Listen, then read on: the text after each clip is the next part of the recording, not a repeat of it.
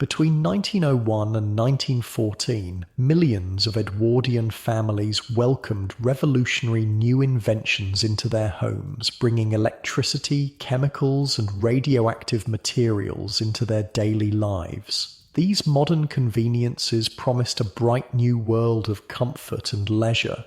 But for thousands, they delivered painful burns, horrific injuries, and agonizing deaths instead. Here's what life was really like when Edwardian homes became elegant death traps. Hey, if these stories help you sleep, like or subscribe would be cool. Also, drop where you're listening from and the time. I check the comments, and it's crazy seeing people from like Australia and Norway on the same video. Okay, tonight it's the Edwardian death traps. But hold up. Get comfortable first. I mean it. Fix your pillows, grab that blanket. This one's worth settling in for. The air smells wrong. That's your first thought as consciousness finds you, not the pleasant wood smoke of a Victorian hearth or the familiar coal dust hanging in London air. No, this is something sharper, something that makes the tiny hairs inside your nose prickle uncomfortably. You're lying on a bed that's almost luxuriously soft compared to what most people in 1905 London are sleeping on. The sheets are crisp cotton, not the rough wool scratching against your less fortunate neighbour's skin. From somewhere downstairs, you hear the soft murmur of voices. Servants, already awake and working before dawn. Opening your eyes, you're confused by what you see, or rather, what you don't see. No candles, no gas lamps, yet somehow, on the bedside table beside you glows a perfect sphere of light contained in glass, an electric bulb connected to a decorative lamp. Inside its glass prison, a delicate filament burns steadily, casting warm light around the bedroom of what is clearly an upper-class Edwardian townhouse. You're in a home at the bleeding edge of progress, one of the first fully electrified private residences in London, the pride of Mr. Thomas Harrington, successful banker and enthusiastic early adopter of all things modern, unlike your comfortable bed right now where all the dangers are safely hidden behind proper insulation and safety standards. This beautiful Edwardian bedroom is basically a death trap masquerading as luxury, and you've just woken up in it. "Darling, could you check why the lights in the children's room keep flickering?" calls a woman's voice from the adjacent bathroom. Mrs. Patterson said she received quite a shock when she turned them on yesterday. Just another normal morning in an Edwardian home, where your morning routine might include getting electrocuted. Speaking of electricity, let me paint you a picture. Imagine bringing something completely alien into your home, something invisible that moves through wires that can magically light up a room or power machines, but that nobody really understands yet. That's electricity in the Edwardian home. The Edwardian era began in 1901 when Queen Victoria's son, Edward VII, took the throne. After decades of Victorian restraint, Edward's reign unleashed an explosion of innovation and modernisation. H.G. Wells perfectly captured the spirit of the age when he wrote, "Queen Victoria, like a great paperweight, sat on men's minds, and when she was removed, their ideas blew all over the place haphazardly." And blow they did. Within the first 5 years of Edward's reign, over 140,000 British patents were granted. The middle classes suddenly had disposable income, and they were desperate to fill their homes with new gadgets that would separate them from the working poor. Chief among these new inventions was electricity. Unlike your home, where electricity arrives in a standardized, regulated form, Edwardian homes could receive wildly different voltages depending on which local company supplied them. An electric iron that worked perfectly in Manchester might literally explode if plugged in down the street in Liverpool. You know what's completely insane, Mrs. Harrington says as she emerges from the bathroom, her hair elaborately arranged in the Gibson Girl style so popular in 1905. Lady Winston told me her husband installed the new electric lights himself last weekend. Can you imagine? Handling all that wiring without any training whatsoever? This wasn't unusual. Electricity was so new that there were no professional standards, no safety regulations, and virtually no public understanding of its dangers. Homeowners would often do their own electrical work with predictably disastrous results. In your current bedroom, the wiring in your walls is carefully insulated, grounded, and hidden safely away. But as you sit up in this Edwardian bed, you can actually see the electrical wires running along the baseboards of the room, and these aren't the plastic-coated, properly grounded wires of your home. No, these are just bare wires. In the early days of home electrification, the actual electric cables weren't insulated at all. They just ran through wooden runners around the room. One accidental touch, one curious child's finger, and you'd have a corpse on your hands. Martin's doing the electrical Christmas tree again this year, Mrs. Harrington says with a sigh as she applies powder to her face. It was so beautiful last year, but I swear I could smell burning every time we turned it on. When insulation was finally introduced, they used materials that seem comically dangerous to us now. Paper wrapped in lead, which, fun fact, is extremely flammable. Cloth, or just raw wood. Basically, anything they thought might stop the electricity from escaping. The concept of grounding an electrical circuit, redirecting excess electricity safely to the earth, simply didn't exist. There was nothing at all between you and a lethal jolt. "Did you hear about the Bainbridges?" Mr. Harrington asks as he adjusts his collar. Their oldest boy, Thomas, was apparently climbing in that old oak tree next to their house when he touched an electric wire. Dead instantly. Terrible business. Stories like this were commonplace in Edwardian newspapers. The technology was advancing faster than people's understanding of it, with deadly consequences.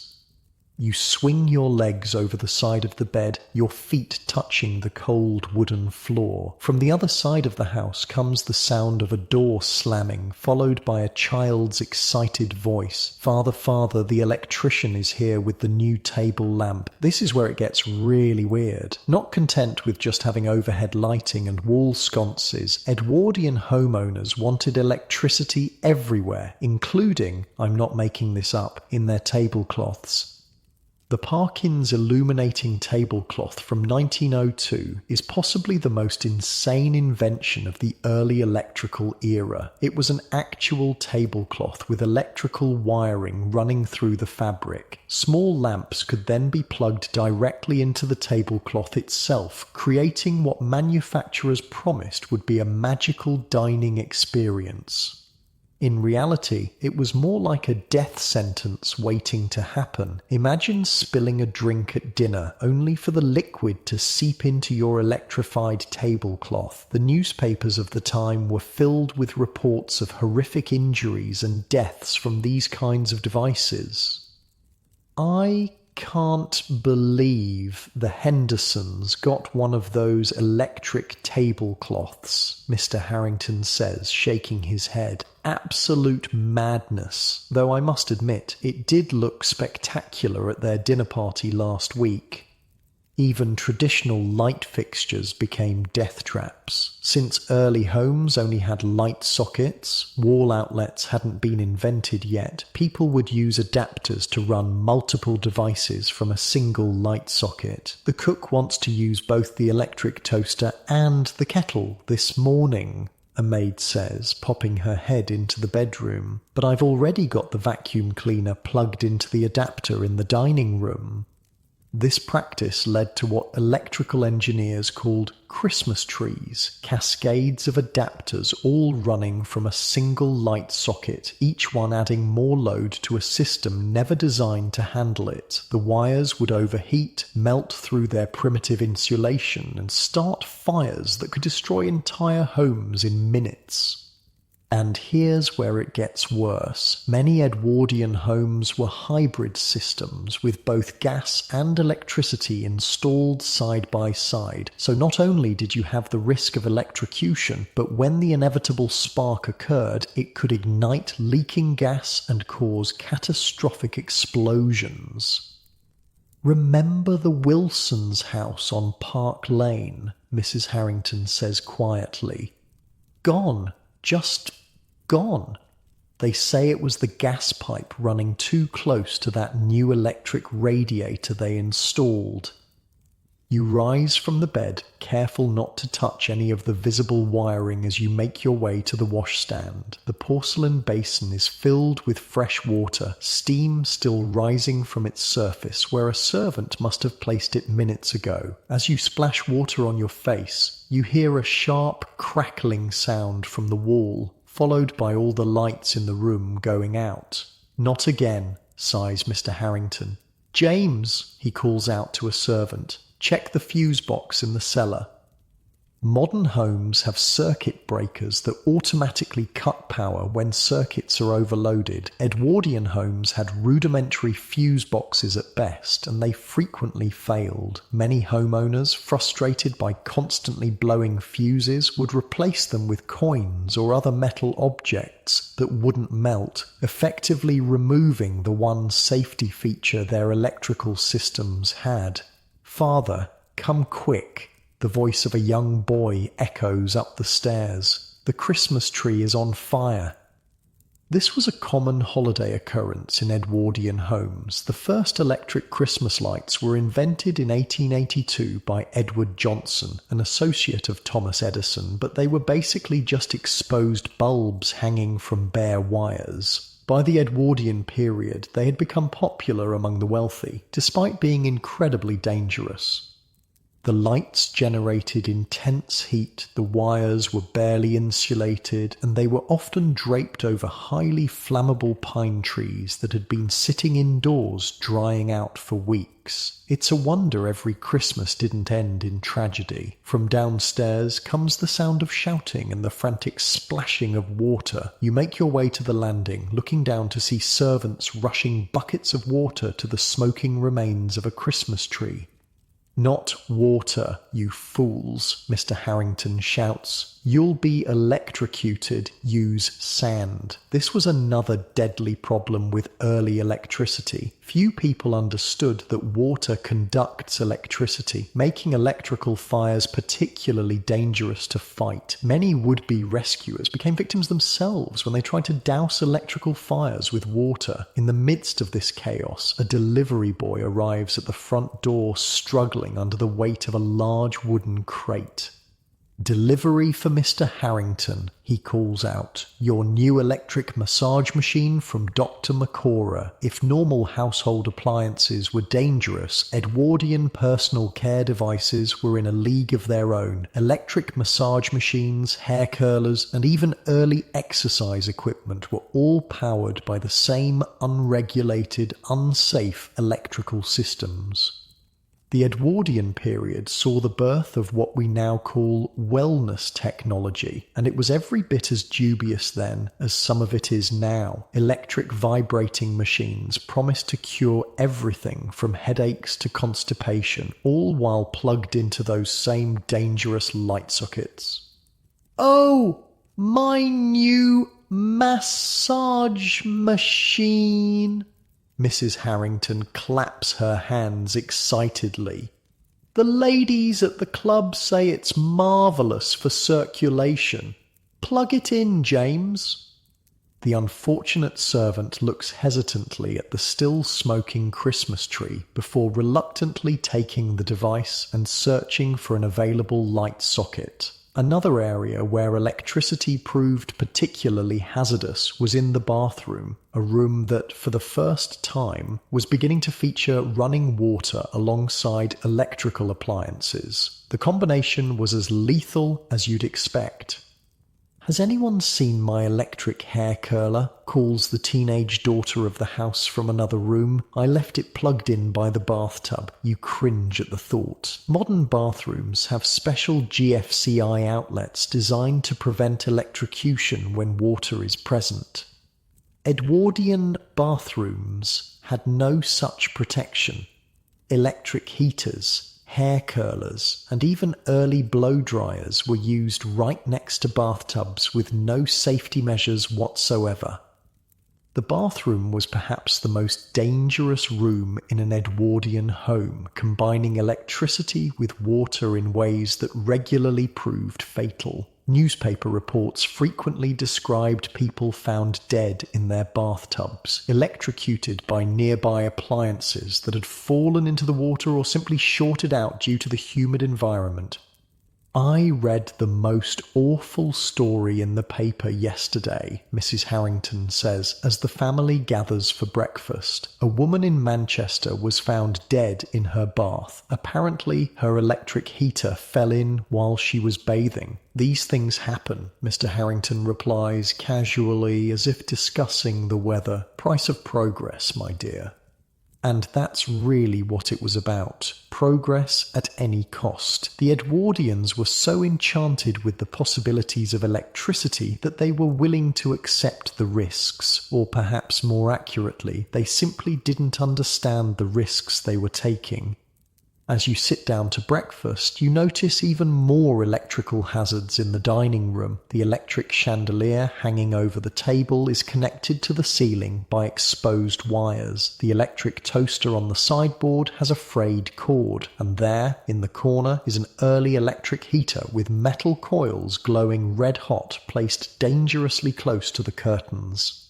"We're thinking of converting the kitchen entirely to electric," Mr. Harrington announces proudly. "No more coal dust or gas fumes." Mrs. Phillips next door says her cook is absolutely thrilled with their new electric range. What Mr. Harrington doesn't mention is that early electric stoves were essentially just exposed heating elements with knobs. No insulation, no safety features, and certainly no automatic shut-offs. Cooks and servants suffered terrible burns, and kitchen fires were common. The wealthy Edwardians who could afford electricity viewed it as a status symbol, something that separated them from the working classes who still relied on gas, coal, and candles. Having an electrified home meant you were modern, sophisticated, and on the cutting edge of society. But the reality was far less glamorous than the image. The servants who maintained these electrical systems suffered the most, experiencing shocks, burns, and sometimes death as they struggled to operate technology they didn't understand. "James got a terrible shock trying to change a bulb in the library yesterday," whispers a maid to another as they serve breakfast. "His hand went all stiff and he couldn't feel his arm for hours afterward. The doctor says he's lucky to be alive." As breakfast concludes, Mr. Harrington rises to his feet. "I've got something special to show you all," he announces with pride. "I've had the latest electrical marvel installed in my study." The family follows him excitedly, and you trail behind, curious about what new danger awaits. Inside the wood-panelled study, Mr. Harrington gestures dramatically toward his desk where a strange contraption sits. "Behold," he exclaims, "the electro-vigor." The device looks like something from a mad scientist's laboratory, a box with dials and switches connected to a series of metal pads and straps. "It's the latest in electrical health technology," he explains. "You attach these pads to your body, turn on the current, and it revitalizes your entire system. The American physician who invented it guarantees it will add 10 years to my life." What Mr. Harrington doesn't realise is that he's basically describing electrocution as a health treatment.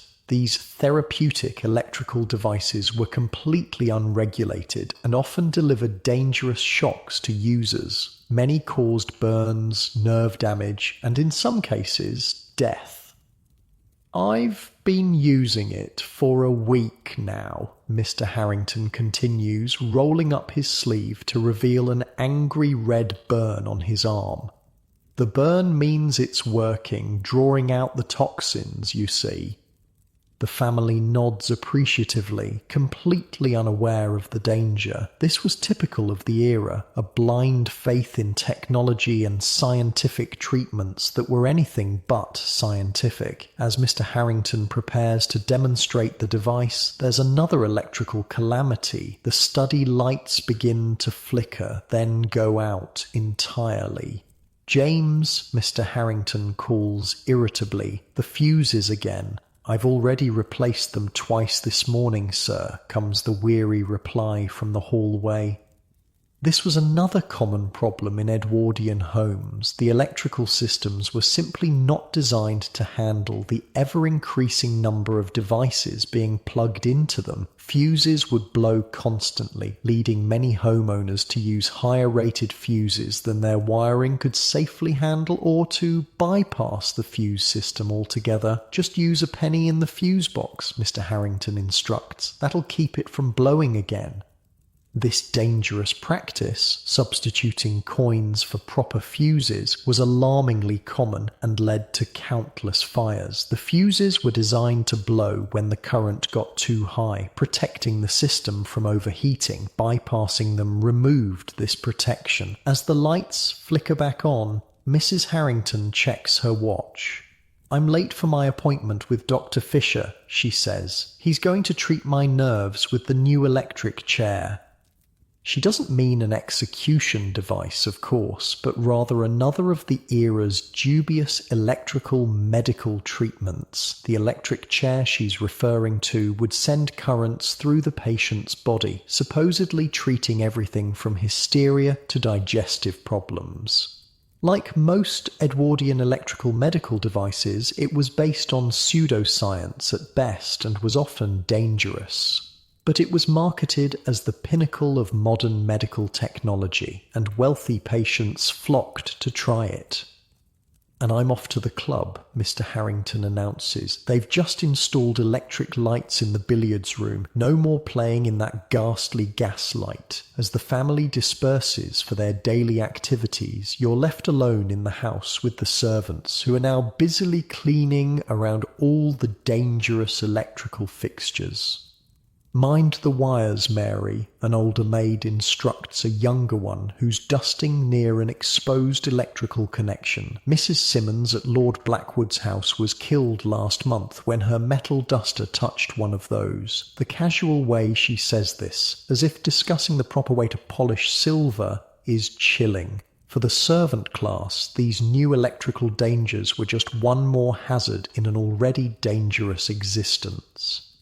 As you wander through the house, you spot the youngest Harrington child, a boy of about 7, playing near an electrical outlet in the hallway. He's holding a metal letter opener, and to your horror, you realise he's about to poke it into the socket. "I wonder what happens if he begins. "Stop!" you shout, rushing toward him. The boy looks up in surprise, dropping the letter opener. "I was just curious," he says with a shrug. "Father says electricity is like a magical servant that lives in the walls." This was part of the problem. Electricity was so poorly understood that even adults described it in magical, mystical terms. Children weren't adequately warned of its dangers because many parents didn't fully understand those dangers themselves. "It's not magic," you tell him firmly. "It's dangerous. It can hurt you very badly."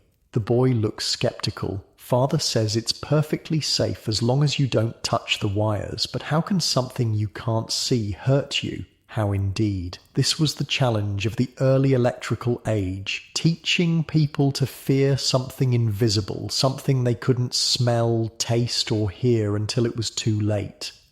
As the day progresses, you witness more electrical hazards throughout the house. The cook receives a shock from a faulty switch in the kitchen. A parlourmaid narrowly avoids setting fire to the curtains with an electric lamp placed too close to the fabric. The gardener, working outside, almost cuts through a buried electrical cable with his shovel.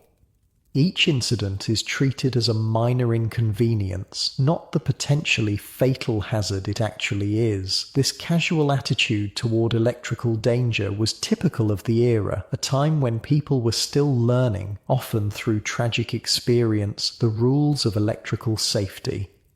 By evening, the family has returned home, and preparations for dinner are underway. The dining room is illuminated by the chandelier, which casts a warm glow over the table. It looks magical, but you can't help noticing the exposed wires running along the ceiling.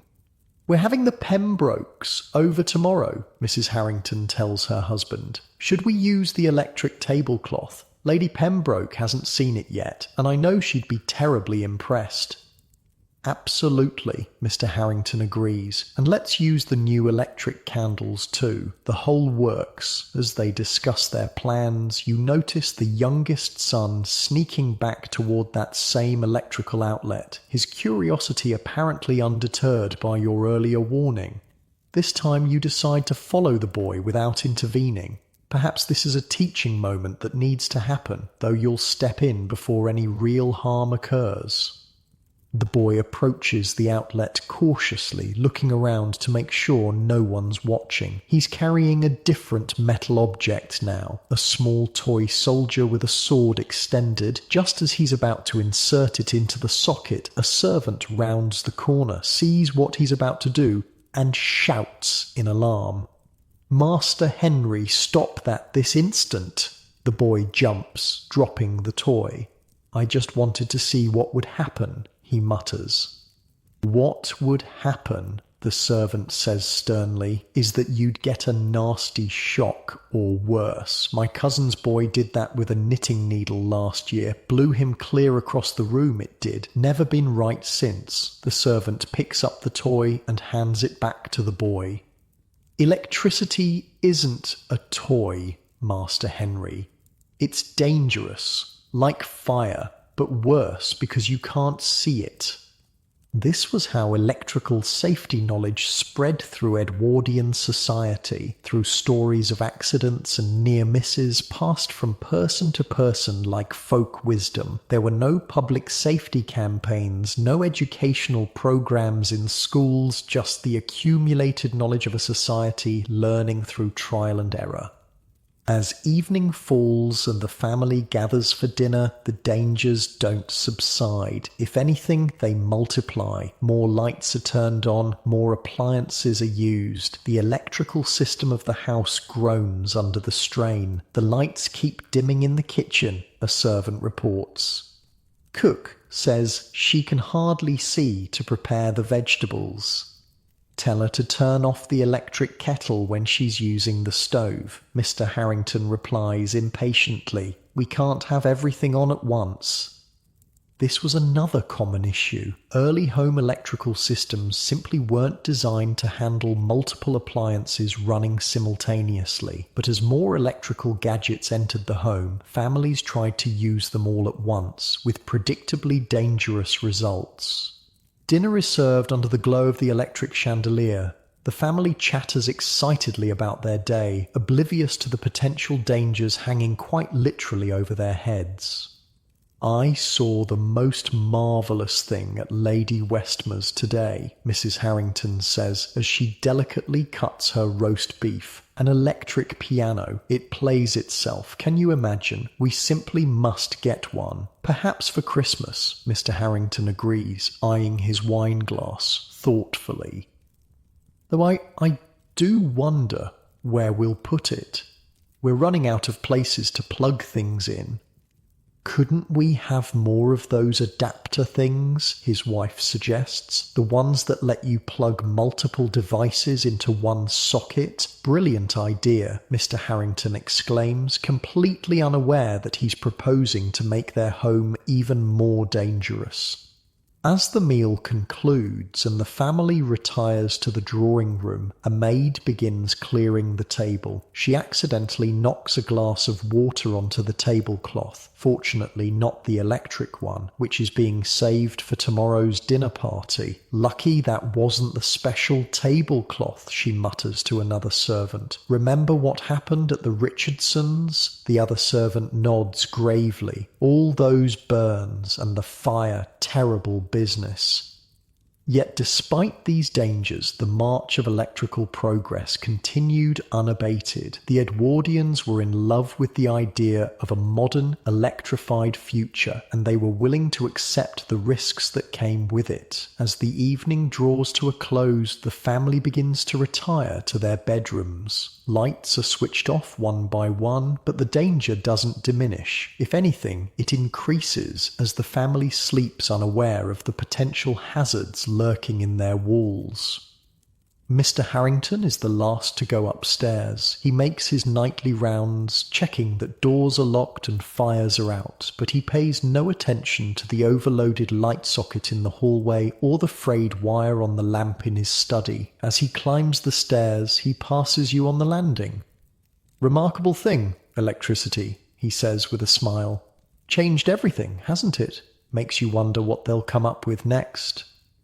With that, he disappears into his bedroom, leaving you alone in the dimly lit hallway of this beautiful, deadly Edwardian home. And as you stand there, listening to the quiet hum of electricity flowing through the walls around you, you can't help but think how lucky you are to live in a time when these dangers are understood and controlled, when you can flip a light switch without risking your life. Unlike your own safe modern bedroom, the Edwardian house around you is a beautiful death trap filled with technological wonders that no one fully understands and dangers that no one adequately fears. You make your way back to the guest bedroom, carefully avoiding touching any switches or wires as you go. As you settle into bed, you notice something you missed this morning. A small electric heater placed near the curtains, its coils still glowing faintly red in the darkness.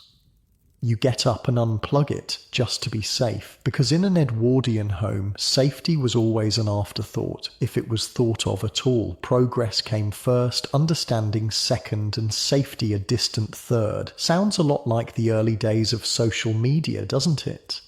And as you drift off to sleep in this elegant electrical death trap of an Edwardian home, you can't help but wonder what other deadly surprises await in the morning.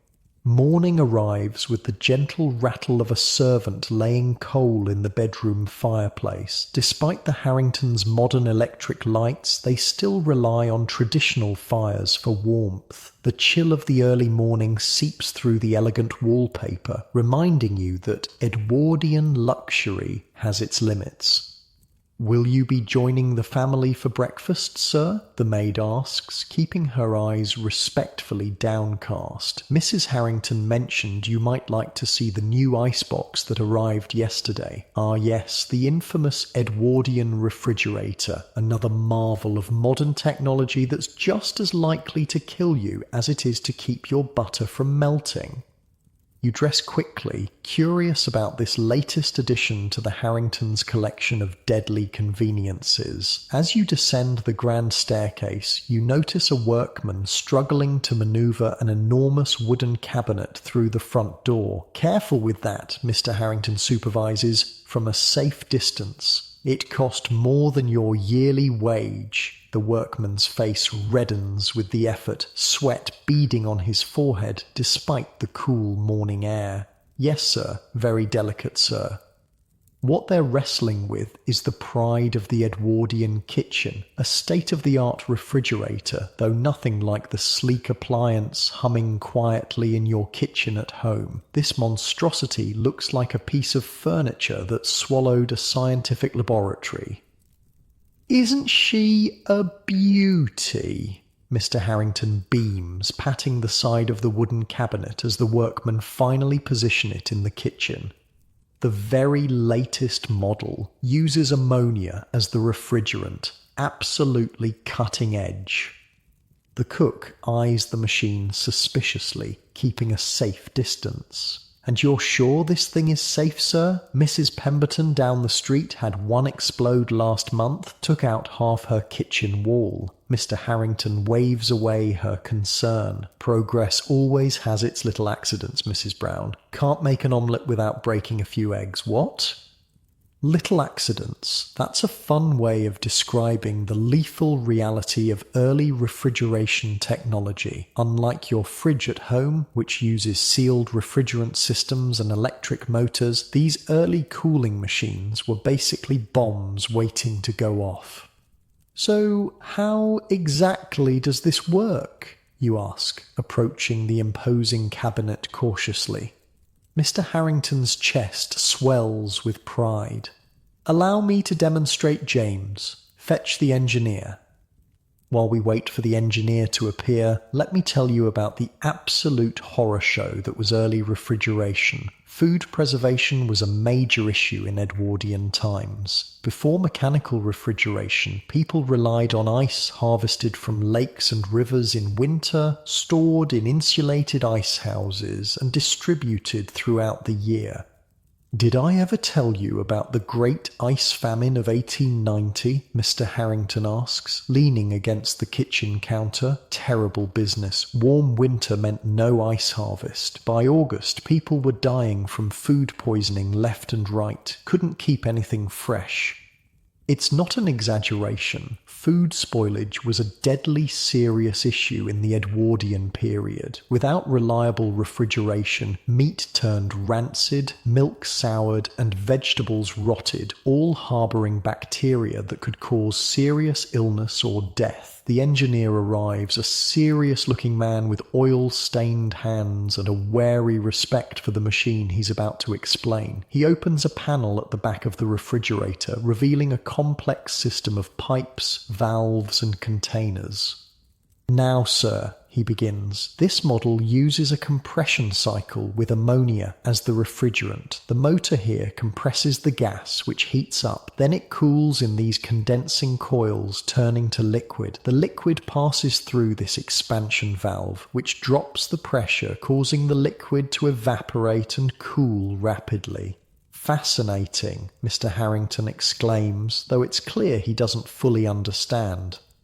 The engineer continues, his voice taking on a cautionary tone. "Very important, sir, that these seals remain tight. Ammonia gas is extremely toxic if inhaled, causes severe burns to the lungs, and can be fatal in high concentrations." Mrs. Harrington, who has just entered the kitchen, pales visibly.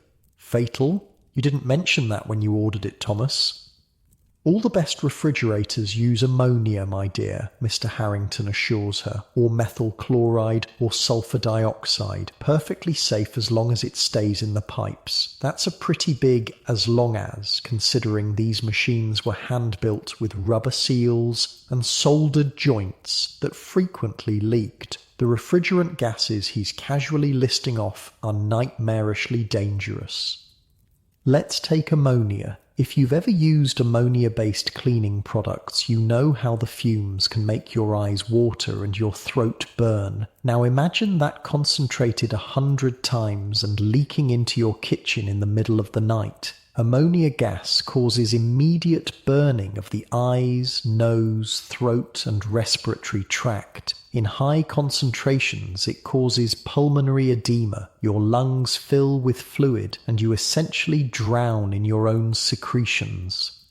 Methyl chloride wasn't any better. This gas could cause severe neurological symptoms, including confusion, dizziness, and loss of consciousness. Long-term exposure led to permanent nerve damage, and it was flammable too, a perfect combination of poison and fire hazard.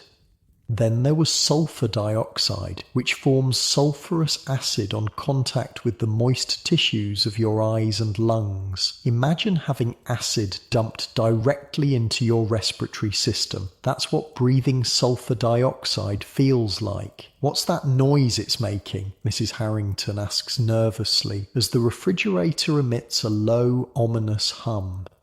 That's just the motor, Ma'am, the engineer explains. It'll run for several hours, then shut off once it's cold enough inside. Then it'll start again when it warms up. And the smell? She wrinkles her nose. The engineer frowns, sniffing the air. There shouldn't be any smell, Ma'am. If you can smell ammonia, that means there's a leak. A sudden tension fills the kitchen. The engineer approaches the machine again, this time more cautiously. He runs his hand along the pipes at the back, checking the connections. I think it's just the newness of the metal, ma'am. No leak that I can detect, but if you ever notice a sharp, pungent odour like cat urine but stronger, everyone should leave the room immediately and open all the windows. Mr. Harrington claps his hands together. Well, there you have it. Our very own modern refrigeration machine. No more depending on the iceman. We can keep food fresh right here in our own kitchen. The cook still looks sceptical. And how am I supposed to cook with this monster taking up half my kitchen? Progress requires some sacrifices, Mrs. Brown, Mr. Harrington says loftily. The engineer packs up his tools and gives the machine one final inspection. I've left the operation manual here, sir. Please read it carefully. And remember, if you hear any unusual noises or detect any strange odours, yes, we'll be careful, Mr. Harrington interrupts. Already bored with the safety lecture? As the engineer leaves, the family gathers around their new acquisition, marvelling at the technological wonder. Little Henry, the young boy you saved from electrocution yesterday, peers inside the cabinet. "It's cold," he exclaims in delight. "Like winter." "Exactly," his father says proudly. "We've captured winter in a box."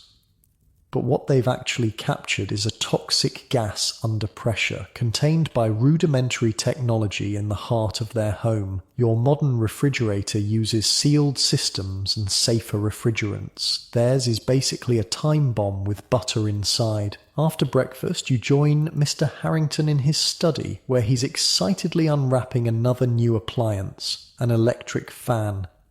The heat in the summer is absolutely unbearable, he explains, setting the fan on his desk. This should make things much more comfortable. The fan is nothing like the plastic safety-guarded models you're familiar with. This is a brass and iron contraption with exposed wiring and completely unprotected blades that spin at alarming speeds. "Feel that breeze," Mr. Harrington exclaims, switching it on. The blades become nearly invisible as they spin, creating a genuine hazard to anyone who might accidentally put a hand too close. "Marvellous, isn't it?" You nod, keeping a healthy distance from the whirring death trap. No finger guards, no automatic shut-off if something gets caught in the blades, and of course the same dodgy electrical connections as everything else in the house. "Father, can I touch it?" young Henry asks, approaching the fan with extended fingers. "No," you and Mr. Harrington shout simultaneously. Mr. Harrington grabs his son's hand. "The blades are very sharp, son. They could cut your fingers right off." Henry's eyes widen. "Really? Can we try it with a sausage?" "What a morbid suggestion," Mrs. Harrington says, entering the study, "though I admit I'm curious as well." This casual approach to potentially lethal technology was typical of the era. Edwardian homes were filled with dangerous appliances that we would never allow around children today, yet children were expected to simply learn through, often painful, experience, which devices were safe to touch and which weren't. "Oh, Thomas, Lady Pembroke just telephoned," Mrs. Harrington says. "She's bringing her new vacuum cleaner to demonstrate after lunch. Isn't that exciting?" And here comes another dangerous Edwardian contraption. Early vacuum cleaners were enormous fuel-powered monsters that combined the worst aspects of internal combustion engines and poorly insulated electrical systems. "The improved puffing billy?" Mr. Harrington asks with interest.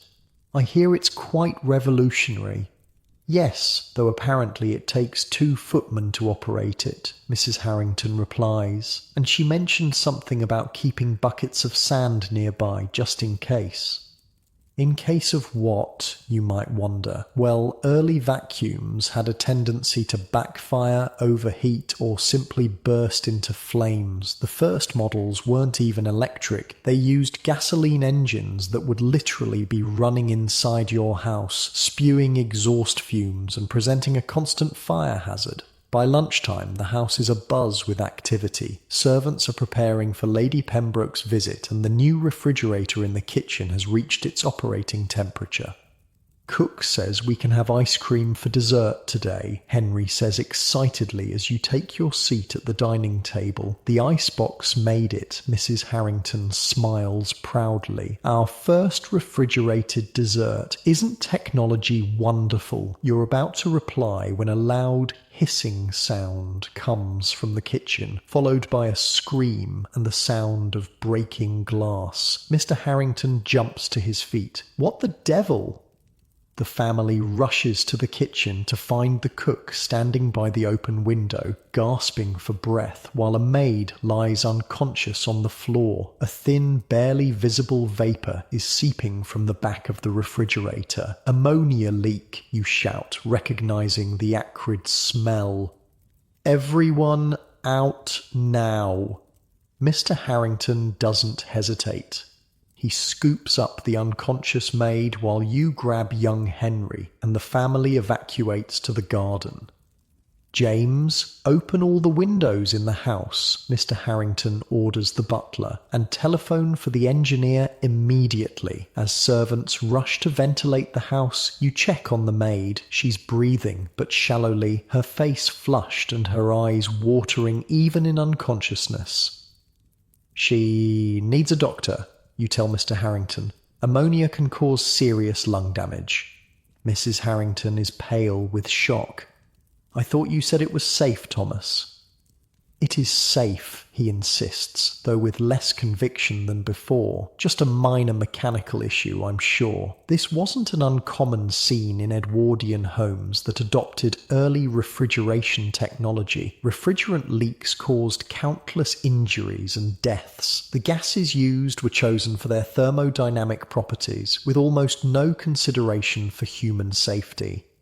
A doctor arrives shortly before the engineer returns. The maid is taken to her room, diagnosed with chemical burns to her respiratory tract. She'll recover, the doctor assures the family, but she's fortunate she wasn't exposed longer. Ammonia can be deadly. The engineer examines the refrigerator with a grave expression. Seal failure on the main compression chamber, he explains. Not uncommon in a new machine. The vibration sometimes loosens the fittings during transport. But you can fix it, Mr. Harrington asks anxiously. Oh, certainly, sir. Just need to replace the seal and recharge the system. The engineer hesitates, though I should mention this model has had some incidents at other homes. Nothing serious, just minor leaks and the occasional small fire. Fire? Mrs. Harrington repeats faintly. It can catch fire too. The engineer looks uncomfortable. Well, Mum, if the motor overheats and there happens to be a gas leak near an ignition source, he doesn't need to finish the sentence. The implication is clear enough. Their expensive new refrigerator could potentially explode, releasing toxic gas and starting a fire all at once. While the engineer works to repair the refrigerator, Lady Pembroke arrives with her vacuum cleaner, or rather her footmen arrive carrying it while she supervises. The device is almost comically huge, resembling a small steam engine more than a modern vacuum. It's the very latest thing, Lady Pembroke announces proudly. Powered by petrol, none of that unreliable electricity. Because clearly, what every home needs is an internal combustion engine running indoors. The vacuum cleaner consists of a gasoline motor connected to a series of hoses and brushes. The noise when they start it is deafening, and the smell of exhaust quickly fills the drawing room. Perhaps we should open a window, you suggest, already feeling light-headed from the fumes. "Nonsense!" Lady Pembroke shouts over the roar. "This is the smell of modernity." The footmen manoeuvre the enormous machine across the carpet while Lady Pembroke points out its features. "See how it sucks everything up? And it only weighs 50 pounds. My footman can easily move it from room to room." The poor servants look less than thrilled with this arrangement, struggling with the unwieldy device as it belches smoke and vibrates alarmingly. One of them has visible burns on his hands from the hot engine housing. "And how often does it need refuelling?" Mr. Harrington asks, eyeing the machine with a mixture of fascination and concern. "Oh, every hour or so," Lady Pembroke replies casually, "though one must be careful when adding petrol. There was an unfortunate incident at the Blackwoods last week." Their drawing-room curtains caught fire. Mrs. Harrington looks horrified, but her husband is clearly tempted by this latest technological marvel. "Perhaps we should get one, my dear. Think of the time it would save the maids. The maids who would have to carry a 50-pound engine up and down the stairs?" Mrs. Harrington asks pointedly. Before Mr. Harrington can respond, there's a sputtering sound from the vacuum, followed by a small backfire that makes everyone jump. A plume of black smoke erupts from the motor. "Just needs adjusting," one of the footmen says quickly, his expression suggesting this happens regularly. He fiddles with something on the engine, and the sputtering subsides. Lady Pembroke carries on as if nothing unusual has happened. "As I was saying, it's so much more hygienic than sweeping. All the dust is collected in this bag, you see."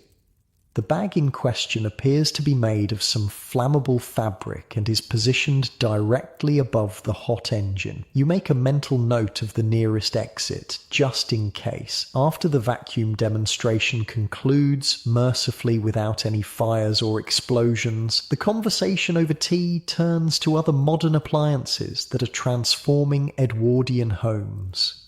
"The Wilkinsons have just installed an electric washing machine," Lady Pembroke informs the group, "though I hear it shook so violently during the spin cycle that it broke through the laundry room floor and fell into the cellar." Everyone laughs as if this is a charming anecdote rather than a terrifying structural failure. Early washing machines were indeed dangerous contraptions with exposed motors, minimal safety features, and a tendency to vibrate violently enough to walk across rooms. "And what about electric irons?" Mrs. Harrington adds. "My sister says hers caught fire last month while she was using it. The cords simply melted." Again, this is treated as an amusing quirk rather than a serious safety issue. Edwardian electric irons had no temperature controls, no automatic shutoffs, and frequently overheated to the point of combustion. The insulation on the cords was rudimentary at best, and fires were common. "Progress has its little inconveniences," Mr. Harrington says with a chuckle. "Little inconveniences. Is that what we're calling household fires and toxic gas leaks now?" You can't help but comment. There's an awkward pause before Lady Pembroke laughs. "How refreshing to meet someone who speaks so directly. But surely you can't deny that these modern conveniences make life so much more comfortable, despite the occasional mishap." "I suppose it depends on how you define comfort," you reply. "Is it comfortable to worry that your refrigerator might poison your family in the night, or that your vacuum cleaner might burn your house down?" Mr. Harrington frowns. "You sound like my father. He refused to have gas lighting installed because he'd read about an explosion in some home in Manchester. Lived his entire life by candlelight, the old fossil. If everyone thought that way, we'd never advance." "There's advancing, and then there's advancing responsibly," you point out. "Testing for safety before putting devices in homes with children. Testing costs money," Lady Pembroke dismisses, "and delays progress. Better to get these marvellous inventions into homes quickly. Don't you think the minor risks are simply the price of being modern?" This attitude, that safety was less important than being on the cutting edge, was pervasive among the Edwardian upper classes. New technology was a status symbol, regardless of the dangers it presented, and since servants typically bore the brunt of the risks, operating these dangerous devices daily, the wealthy owners could maintain a certain detachment from the very real hazards in their homes.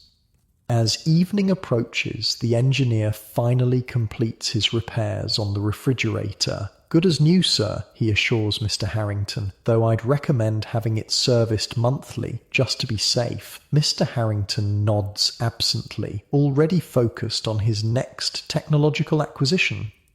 "I'm thinking of getting an electric clothes dryer next," he tells you as you head upstairs to prepare for dinner. "They say it can dry a shirt in under an hour. Isn't that remarkable?" You think about the combination of high heat, flammable lint and questionable electrical connections that an early clothes dryer would represent and suppress a shudder. Remarkable indeed. In your room, as you change for dinner, you hear a hissing sound that makes your blood run cold. Rushing to the window, you throw it open and take a deep breath of fresh air before investigating. The sound is coming from the bathroom next door. Opening the bathroom door cautiously, you discover the source, a new device installed beside the bathtub. It's an early water heater using gas to heat water directly in the bathroom. The pilot light has gone out and gas is leaking into the enclosed space. You quickly turn the valve to shut off the gas supply, then open the bathroom window wide. Another disaster narrowly averted. This was yet another deadly convenience of the Edwardian home. Instant hot water provided by gas heaters installed directly in bathrooms with minimal ventilation. Carbon monoxide poisoning was common, as was gas asphyxiation when pilot lights failed. As you head down to dinner, reflecting on yet another brush with death courtesy of Edwardian technology, you can't help but wonder what other lethal innovations await in this house of deadly convenience. But that's a worry for tomorrow. Tonight you'll be dining under that electrified chandelier in a room warmed by an unvented gas heater, eating food preserved by toxic chemicals in a refrigerator that's already tried to kill one person today. Just another evening in an Edwardian home where comfort and convenience come with a side of mortal peril, and the line between cutting-edge technology and elaborate death trap is vanishingly thin. The following morning, you wake to the sound of hammering and men's voices. The Harrington household is already abuzz with activity despite the early hour. Dust motes dance in the sunlight streaming through your bedroom window as you rise, curious about the commotion. You dress quickly and follow the noise to what will become the new nursery. Mrs. Harrington had mentioned at dinner last night that she was having the room renovated for her sister's upcoming visit with her newborn. "Ah, there you are," Mr. Harrington calls when he spots you in the doorway. He's supervising 3 workmen who are installing what appears to be a new type of wall covering. "Come see the latest innovation in home safety," you approach cautiously, having learned that innovation in an Edwardian home usually means new and exciting way to die. "Asbestos," Mr. Harrington announces proudly, patting the grey-white material the workers are attaching to the walls. "Completely fireproof. The Romans called it the miracle mineral. We're lining the entire nursery with it for safety." One of the workers coughs violently, a handkerchief pressed to his mouth. Fine white dust hangs in the air, sparkling in the sunlight like tiny stars. You instinctively hold your breath. "Safety," you repeat, fighting the urge to run from the room. Of all the hidden killers lurking in the Edwardian home, asbestos might be the most insidious. Unlike the electricity that could shock you instantly, or the refrigerator that might poison you overnight, asbestos kills slowly, invisibly, decades after exposure. "Think about it," Mr. Harrington continues enthusiastically. "A completely fireproof nursery. No need to worry about candles or gas lamps causing fires with the little ones around." The worker who was coughing straightens up, wiping his mouth. There's a faint smear of blood on the handkerchief, which he quickly pockets. "Begging your pardon, sir, just some dust in the throat." Mr. Harrington barely notices. The material is amazing. Lightweight, strong, excellent insulator for both heat and sound, and cheap. That's the best part. "Where else are you using it in the house?" you ask, dreading the answer. "Where aren't we using it?" Mr. Harrington laughs. "It's in the attic insulation, wrapped around all the hot water pipes, in the flooring tiles in the kitchen, lining the boiler room, even in the wallpaper in the dining room. You think of all the meals you've eaten in that dining room, the invisible fibres drifting down onto the food." The worker coughs again, more violently this time. "Perhaps you need some fresh air, Jenkins," Mr. Harrington suggests, finally noticing the man's distress. "I'm fine, sir," Jenkins insists, though his face is pale beneath the dust coating it. "Been working with this stuff for 10 years now. 10 years. You wonder how his lungs look inside. Like the insulation he's installing, probably, coated with tiny, razor-sharp fibres that can never be removed." 10 years, eh? Mr. Harrington nods approvingly. "A true veteran, then tell our guest about the wonders of asbestos, Jenkins." Jenkins straightens up, clearly flattered by the attention from his social superior. "Best material ever discovered, sir. Doesn't burn, doesn't rot, doesn't conduct electricity, mixes with cement, plaster, fabric, anything really. They're even making clothes out of it now." "Clothes?" you echo in disbelief.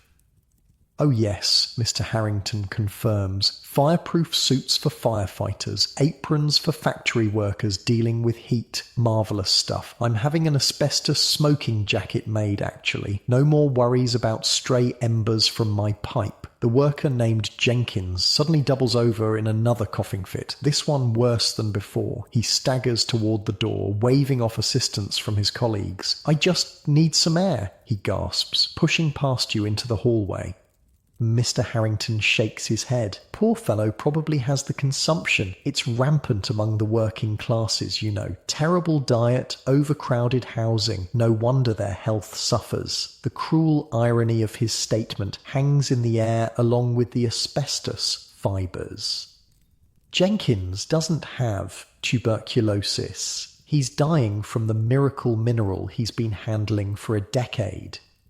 "Should we perhaps open a window?" you suggest, looking at the dust still swirling in the room. "The air seems rather dense." Mr. Harrington laughs. "Nonsense. A bit of dust never hurt anyone. Besides, the asbestos dust is perfectly safe, harmless as talcum powder." If only he knew. The invisible killer surrounding you works its destruction fibre by fibre, breath by breath. When inhaled, asbestos fibres lodge in the lungs, causing scarring, inflammation, and eventually deadly cancers that won't be diagnosable for decades. The sound of a woman's voice interrupts these grim thoughts.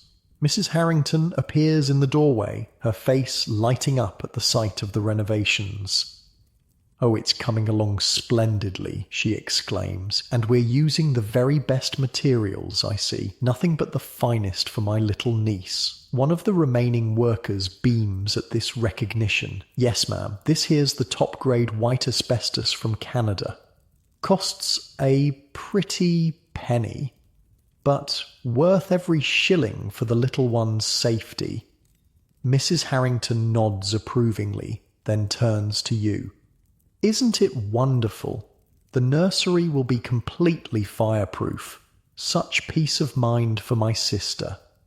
You manage a weak smile, unable to explain that this safety measure is anything but safe. The Edwardian faith in asbestos was absolute and widespread. The material was viewed as a technological miracle, the perfect solution to the very real danger of household fires in an age of open flames and faulty electrical wiring. "I understand you're using asbestos in many parts of the house," you say carefully. "Oh, everywhere," Mrs. Harrington confirms cheerfully. "My friend Lady Westmore has asbestos curtains in her drawing room. Can you imagine? She demonstrated their fireproof quality by holding a match to them at her last dinner party. Didn't even scorch." "Fascinating," you murmur, imagining the invisible deadly fibres released by such a demonstration floating down onto the dinner guests and their food. "Come," Mr. Harrington says, leading you out of the nursery. "Let me show you some of our other asbestos wonders." As you follow him through the house, he points out asbestos applications with the pride of a museum curator showcasing rare treasures. Asbestos ceiling tiles in the library, asbestos linings in the fireplace, asbestos mats under hot dishes on the dining room table, and here, he says, opening a cupboard in the kitchen, asbestos gloves for handling hot pots and pans. He pulls out what look like crude oven mitts, grey-white and stiff. Cook uses these every day. No more burned fingers. No, you think grimly. Just scarred lungs and eventual cancer. And upstairs, Mr. Harrington continues, we have asbestos insulation around all the electrical wiring. Prevents fires from short circuits, you know. The tragic irony is that asbestos was genuinely effective at preventing fires, one of the leading causes of death in Edwardian homes. In trying to protect themselves from an immediate danger they could see and understand, families like the Harringtons were exposing themselves to a far more insidious threat they couldn't comprehend. As you pass the servants' quarters, you notice Jenkins sitting on a narrow bed, still coughing. A young maid is bringing him a glass of water. Perhaps Jenkins should see a doctor, you suggest to Mr. Harrington. That cough sounds serious. Mr. Harrington glances dismissively at the worker. Workers are always coughing. It's the nature of their occupation. Dust, fumes, all sorts of things they encounter, part of their lot in life, I'm afraid. This callous attitude toward worker health was typical of the era. The wealthy rarely connected the dots between the materials in their homes and the illnesses of those who installed them. Even when the connection was pointed out, profit and convenience usually won out over safety concerns. When you return to the main part of the house, you find Mrs. Harrington in the drawing room with a catalogue open on her lap. "Look at this," she says excitedly, pointing to an advertisement. "Asbestos table linens, completely washable and fireproof. We simply must order some for the dinner party next week." You peer at the advertisement, which shows a smiling woman in Edwardian dress, proudly displaying a tablecloth. "Modern protection for the modern home," the headline proclaims. Below, in smaller text, "Woven with 40% genuine asbestos fibres for unparalleled safety and durability." "And look here," Mrs. Harrington continues, turning the page. "Asbestos baby blankets keep your little one warm and safe from fire hazards. Wouldn't that be perfect for my niece?" A chill runs through you at the thought of an infant wrapped in asbestos fibres, breathing them in with every tiny breath. But what can you say? In 1905, nobody knows what you know. The dangers of asbestos won't be widely recognised for decades. It says here they even make asbestos Christmas decorations, Mrs. Harrington reads from the catalogue. Artificial snow made from pure white asbestos fibres. Sprinkle liberally on your Christmas tree for a winter wonderland effect that's completely fireproof. You imagine an Edwardian family gathered around their Christmas tree, children playing beneath branches dusted with pure asbestos, tiny fibres drifting down onto their upturned faces as they admire the decorations. It's a scene repeated in countless homes, year after year, for decades. The doorbell rings, interrupting this nightmare vision. A moment later, James announces the arrival of Dr. Morris, the family physician.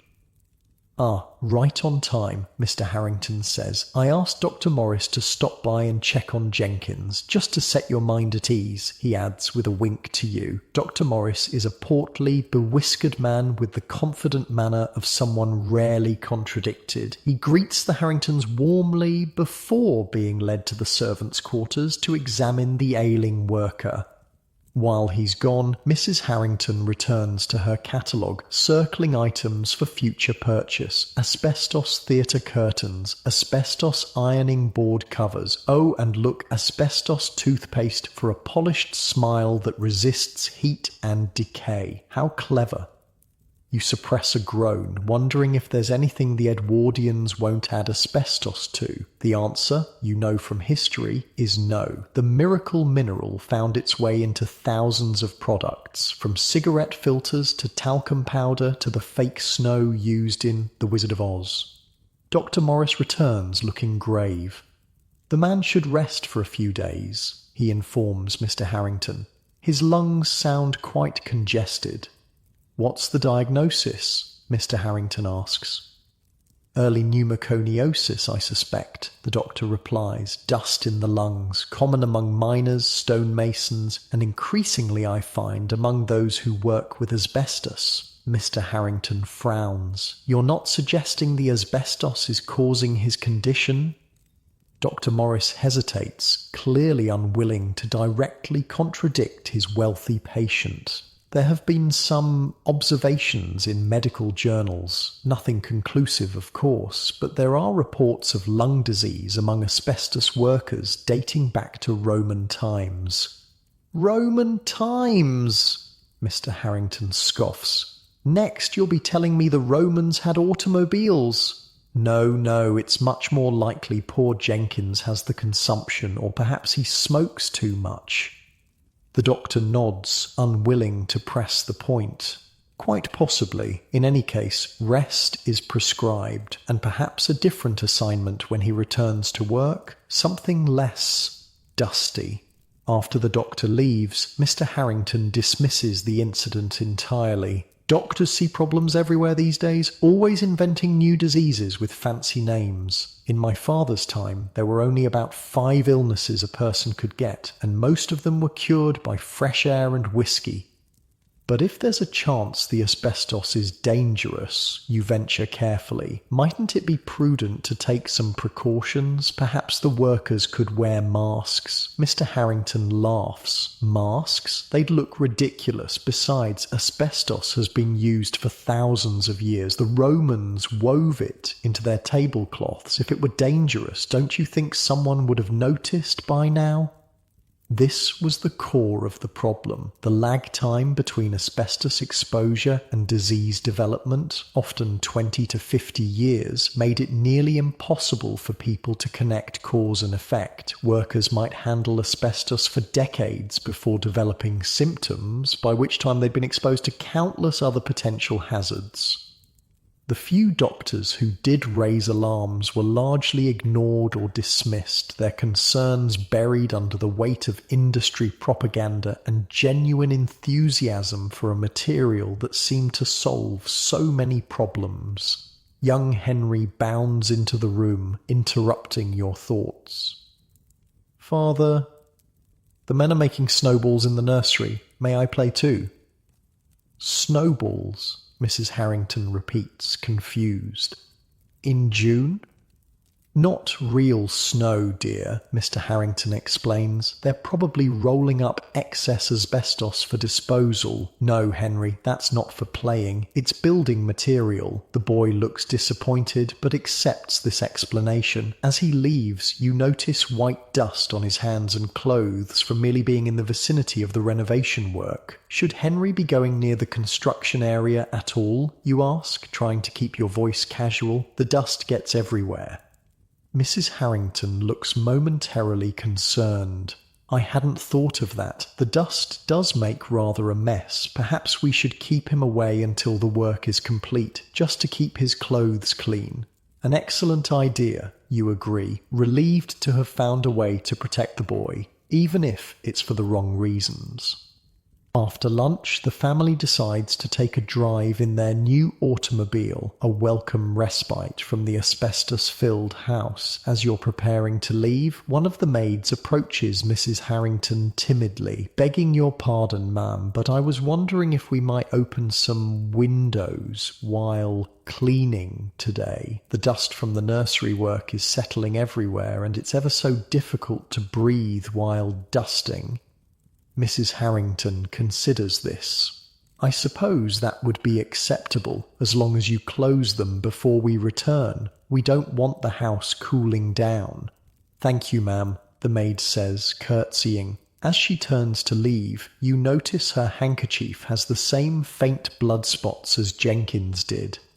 The automobile ride is pleasantly uneventful compared to the hazards of the house. When you return in the late afternoon, the workers have finished in the nursery and departed, all except Jenkins, who remains in the servants' quarters still coughing. Mr. Harrington leads you proudly to inspect the completed work. The nursery walls now gleam with a smooth, pale coating of asbestos plaster. The ceiling features asbestos tiles in a decorative pattern. Even the floor has been laid with asbestos-containing linoleum. Completely fireproof, Mr. Harrington declares proudly. My niece will be the safest baby in London. You say nothing, knowing that this safe nursery is actually a death trap of a different kind. Not an immediate danger, perhaps, but a ticking time bomb of microscopic fibres that will be released with every disturbance, every time the door slams and vibrates the walls, every footstep on the floor, every cleaning of the surfaces. As you're leaving the nursery, you pass a maid dusting the hallway. She's using a feather duster on a decorative shelf, sending up small clouds of dust with each sweep. Some of it is ordinary household dust, but some of it, contains the invisible killers from the construction work. Perhaps a damp cloth would be more effective, you suggest gently. The maid looks surprised at being addressed directly. Oh, the mistress prefers the feather duster for the delicate items, sir. Says wet cloths can damage the finishes. Another small tragedy in the making. The feather duster doesn't remove dust. It just redistributes it into the air where it can be inhaled. At dinner that evening, served on the table with its asbestos heat mats, Mrs. Harrington shares exciting news. I've ordered those asbestos tablecloths and napkins, she announces. They should arrive next week, just in time for the dinner party. And the salesman suggested the most wonderful thing. Asbestos clothing. Clothing? You repeat, fork pausing halfway to your mouth. Yes! They're making undergarments with asbestos woven into the fabric. Completely fireproof. After that terrible incident with Lady Westerham's dress catching fire at the opera, I think it's a marvellous precaution. Mr. Harrington nods approvingly. Very sensible, my dear. With all these new electric and gas appliances, one can't be too careful about fire hazards. The irony is suffocating. In their quest to protect themselves from the very real danger of fire, the Harringtons are surrounding themselves with a far deadlier hazard. After dinner, you join Mr. Harrington in the library for brandy. As he pours the drinks, you notice his cigarette case on the table, emblazoned with the logo of a popular brand that you happen to know from your historical knowledge used asbestos in their filters. I've been meaning to ask, Mr. Harrington says, handing you a glass. What do you think of all our modern improvements? Quite impressive, aren't they? You choose your words carefully. They're certainly innovative, though I sometimes wonder if the rush to adopt new materials and technologies might occasionally outpace our understanding of their effects. Mr. Harrington laughs. A philosopher, eh? Well, I suppose there's always some risk with progress. Can't make an omelette without breaking eggs. What? But just look at how much safer and more comfortable our homes are now than in our grandparents' day.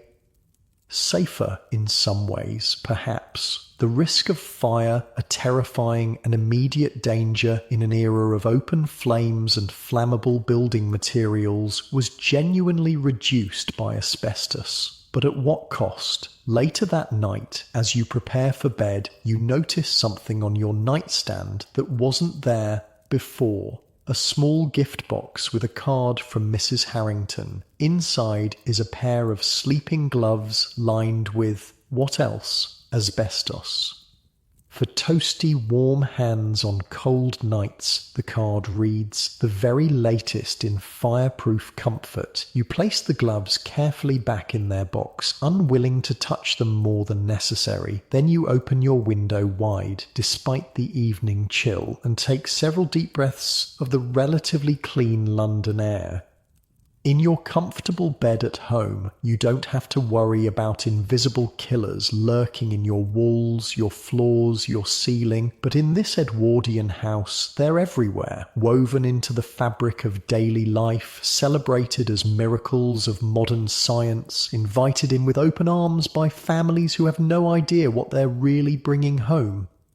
And the saddest part, the full tragedy of asbestos won't become apparent for decades. Many of the people filling their homes with the miracle mineral in 1905 won't live to see its dangers fully revealed, but their children will, those babies in asbestos-lined nurseries, wrapped in asbestos blankets, breathing asbestos dust with every breath. They'll discover the truth in the hardest possible way.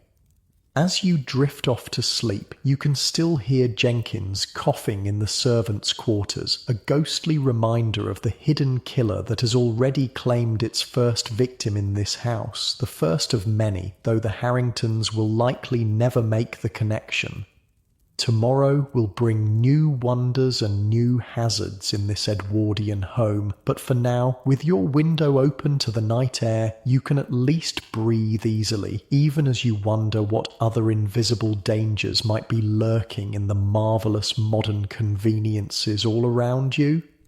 The next morning you're awakened by excited female voices drifting up from downstairs. Glancing at the small clock on your bedside table, you see it's barely 9, early for social calls in Edwardian London. You dress quickly, curious about the commotion. As you descend the grand staircase, the voices grow louder, punctuated by delighted laughter and exclamations. Following the sound to the drawing room, you find Mrs. Harrington surrounded by 3 elegantly dressed women, all fawning over what appears to be a collection of ornate bottles and boxes spread across a table. "Ah, there you are," Mrs. Harrington calls when she spots you. "Come meet my friends. We're having a little beauty demonstration this morning." The women turn to look at you with identical porcelain white faces, their eyes unnaturally bright, lips stained an artificial red. There's something unsettling about their appearance, a uniformity that borders on the uncanny. Each woman's skin has the same deathly pallor, the same painted doll quality. "Ladies, this is our house guest," Mrs. Harrington says, "and these are my dearest friends, Lady Pembroke, whom you've met, Mrs. Alcott, and Miss Fairchild." You bow politely, trying not to stare at their ghostly complexions. Unlike your time, where tanned skin is often considered healthy and attractive, these Edwardian women have deliberately made themselves look almost corpse-like. "We're sampling the latest beauty preparations from Paris," Mrs. Harrington explains, gesturing to the array of products on the table. Madame Delacroix has sent her assistant to demonstrate them. The assistant is a striking Frenchwoman in her 30s, elegantly dressed in black, with the same artificially white complexion as the others. She smiles at you briefly before returning her attention to unpacking more products from a large case. "Madam says these are the exact same preparations used by the Empress of Russia," the assistant explains in accented English, "guaranteed to preserve youth and beauty for decades. What they're actually guaranteed to do, is poison anyone who uses them." But looking at the rapt expressions on the women's faces, you realise they have no idea of the dangers lurking in those pretty bottles and jars. This, the French assistant says, holding up a small blue glass jar, is our famous crème céleste. It creates the perfect lily-white complexion that is so fashionable. She opens the jar, revealing a thick white cream. A subtle metallic odour reaches your nostrils, making you step back instinctively. You recognise that smell from history books. Lead. May I? Mrs. Alcott asks eagerly, already dipping her fingers into the jar. But of course, the assistant smiles. Apply it generously. The effect is more dramatic with a thick application. Mrs. Alcott scoops a large dollop of the white cream and begins slathering it onto her already pale face. It tingles, she exclaims. That means it's working, yes? Indeed, the assistant confirms. That is the special ingredient activating. The special ingredient is almost certainly lead carbonate, white lead, one of the most popular skin whiteners of the era, and a cumulative poison that would slowly damage the nervous system, cause abdominal pain, and eventually lead to paralysis and death. I've been using Madame's preparations for 3 months now, Lady Pembroke confides to you in a low voice. My husband says I look 10 years younger, though I have been experiencing the strangest headaches lately. Headaches, you know, are one of the first symptoms of lead poisoning. Looking more closely at Lady Pembroke, you notice a slight tremor in her hands, another telling sign. And this, the assistant continues, holding up a small paper box, is our newest product, arsenic complexion wafers. Your blood runs cold at the casual mention of arsenic, one of history's most notorious poisons, being marketed as a beauty aid. Arsenic? You can't help blurting out. Isn't that dangerous? The women look at you with surprise, then break into amused laughter. Oh, how sweet of you to be concerned, Mrs. Harrington says, patting your arm. But these are perfectly safe. Many health tonics contain arsenic. It's extremely beneficial in small doses. The French assistant nods confidently. Absolutely safe when used as directed. 1 wafer per day, dissolved in water or placed directly on the tongue. They purify the blood and create the most magnificent pallor. She opens the box to reveal small white wafers that look disturbingly like communion hosts or after-dinner mints. Miss Fairchild, the youngest of the women, takes one immediately and pops it into her mouth. They taste quite pleasant, she says, just a bit sweet with a slightly bitter aftertaste.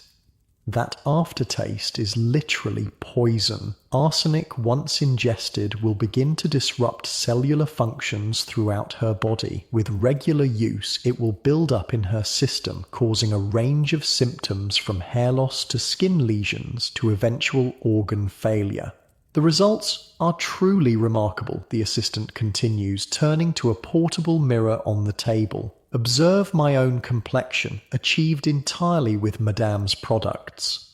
The women gather around, admiring the assistant's unnaturally white skin. None of them realize that this ideal complexion is actually a symptom of chronic poisoning, the arsenic destroying red blood cells, creating a ghostly pallor that was, ironically, considered the height of beauty. Now, for the eyes, the assistant announces, producing a small dropper bottle filled with clear liquid. Our Bright Eyes solution, just 1 drop in each eye, creates a luminous, dewy appearance most men find irresistible. You recognize this as belladonna, deadly nightshade, which dilates the pupils to create an appearance of wide-eyed innocence or arousal. While occasionally used medicinally in extremely controlled doses, the casual use of belladonna as a beauty aid was incredibly dangerous, often leading to vision problems and even blindness. I simply cannot go to the opera without my eye drops, Lady Pembroke declares. The gentlemen are so much more attentive when one has bright, expressive eyes. "May I?" Mrs. Alcott asks, reaching for the bottle. The assistant nods, handing her the dropper. Mrs. Alcott tilts her head back, pulls down her lower eyelid, and places a drop in each eye. She blinks rapidly, her face contorting momentarily in discomfort. "It stings quite a bit," she admits. "But beauty requires some sacrifice, doesn't it, ladies?" The other women murmur in agreement. This casual acceptance of pain as part of beauty routines was deeply ingrained in Edwardian culture, and to some extent continues in your own time, though with far less lethal products. "My cousin uses lemon juice instead of belladonna," Miss Fairchild mentions. "She says it works nearly as well and doesn't cause those troublesome headaches."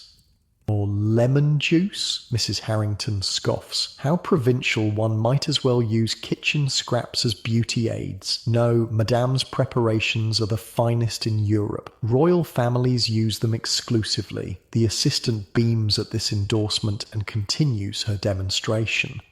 Next, we have our Rouge Impérial. Unlike common rouge, ours contains a special ingredient that bonds with the skin for a natural, lasting flush. That special ingredient, you strongly suspect, is mercuric sulfide vermilion, a bright red mercury compound used in expensive cosmetics. Like lead and arsenic, mercury is a cumulative poison that would slowly destroy the user's nervous system, leading to tremors, memory loss, and eventually insanity. As the beauty demonstration continues, you notice young Henry peering around the doorframe, watching the proceedings with wide-eyed fascination. The boy slips into the room unnoticed by the women and begins examining the colourful array of products on a side table. "Henry," you call softly, hurrying over to him. "You shouldn't touch those." "Why not?" he asks innocently. "They smell nice, and look at the pretty colours." You gently guide him away from the table. "Those are for ladies only," you explain, not wanting to frighten him with the truth. "Why don't you go see what your father is doing?" "He's in his study with boring papers," Henry pouts. "I wanted to see what's making everyone laugh in here." "Henry," Mrs. Harrington exclaims, finally noticing her son. "You shouldn't be in here. Run along and find your governess." The boy reluctantly leaves, but not before casting a longing glance at the colourful bottles and jars. You make a mental note to ensure the beauty products are stored safely away from curious children, though in truth they're not safe for anyone to use. As Henry departs, the assistant produces her pièce de résistance, an elegant crystal bottle filled with pink liquid.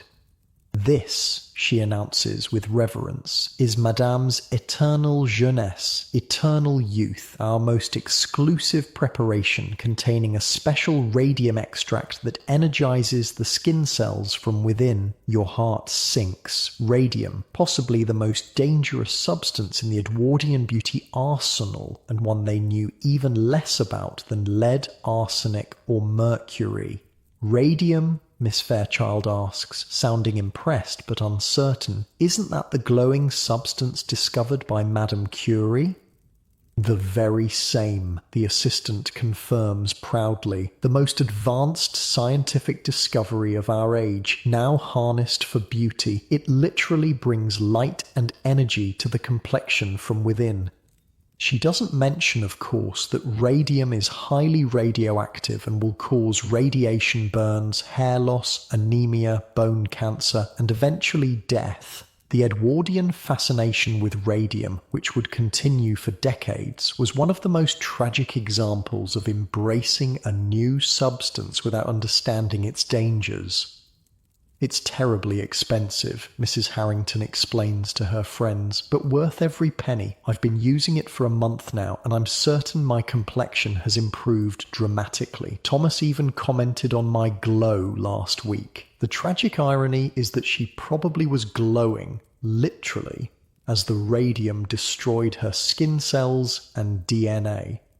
The application must be precise, the assistant explains, demonstrating by dabbing the pink liquid onto Mrs. Harrington's cheeks, a small amount each morning and evening, massaged gently into the skin. Never apply near the eyes or mouth. This caution, isn't because they understand radium is dangerous, but simply because the preparation might irritate sensitive areas. They have no concept of the true radioactive hazard they're handling.